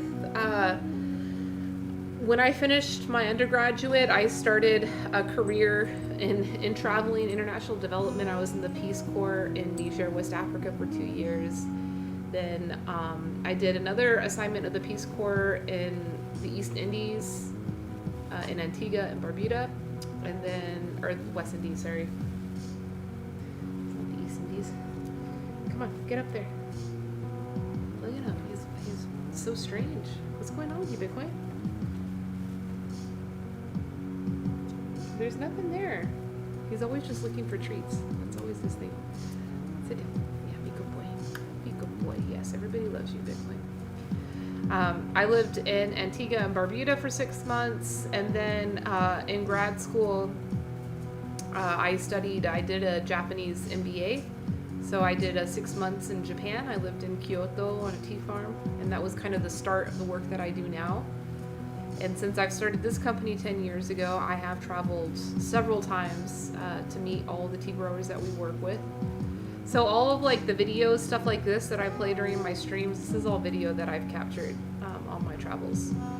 And I manage a supply chain network of trade between dozens of tea growers and thousands actually of small tea business buyers, and we do invite those business buyers to travel with us to meet all the tea growers, what we call sourcing tourism. So that's that. I think Reddit, I might be up on my 3 hours, but it's so weird. Reddit does this thing where it does the countdown on your clock, and it's like 21, 20, 19, 18, 17, 21, 20, 19. It just keeps recounting. So I might just have to end the stream on Reddit. I don't even know if it's still going because my time should have been up already. But that was the tasting of all of the teas. We made it through all 15 teas. This playback will be available on YouTube, and I will send an email out to our network of buyers to let everybody know that this video is available for their viewing. Sampling is available. Not all the teas are available for sample, but you know, Choke, if you contact me, we can arrange your sample pack, and I can get that out to you before I leave on my trip. That's a wrap. Okay, cool. Reddit finished for me. That's great. Awesome. And we got people on Twitch here. Let's go say hi to a friend. I don't know who's broadcasting right now or streaming right now. We can go say hi. Oh, Bitcoin, such a lover boy.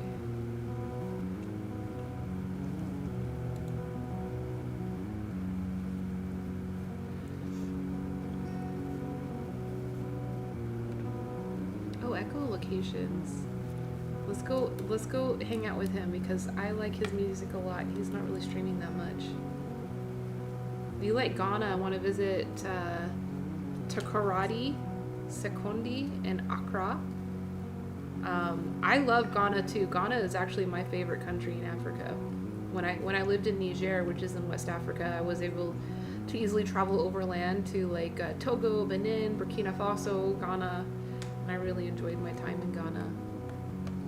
All right, let's go raid echolocations. I'm gonna give y'all some nice music to chill out to. He live loops and jams. He's super awesome. Way cooler than me and Bitcoin, but me and Bitcoin are pretty cool.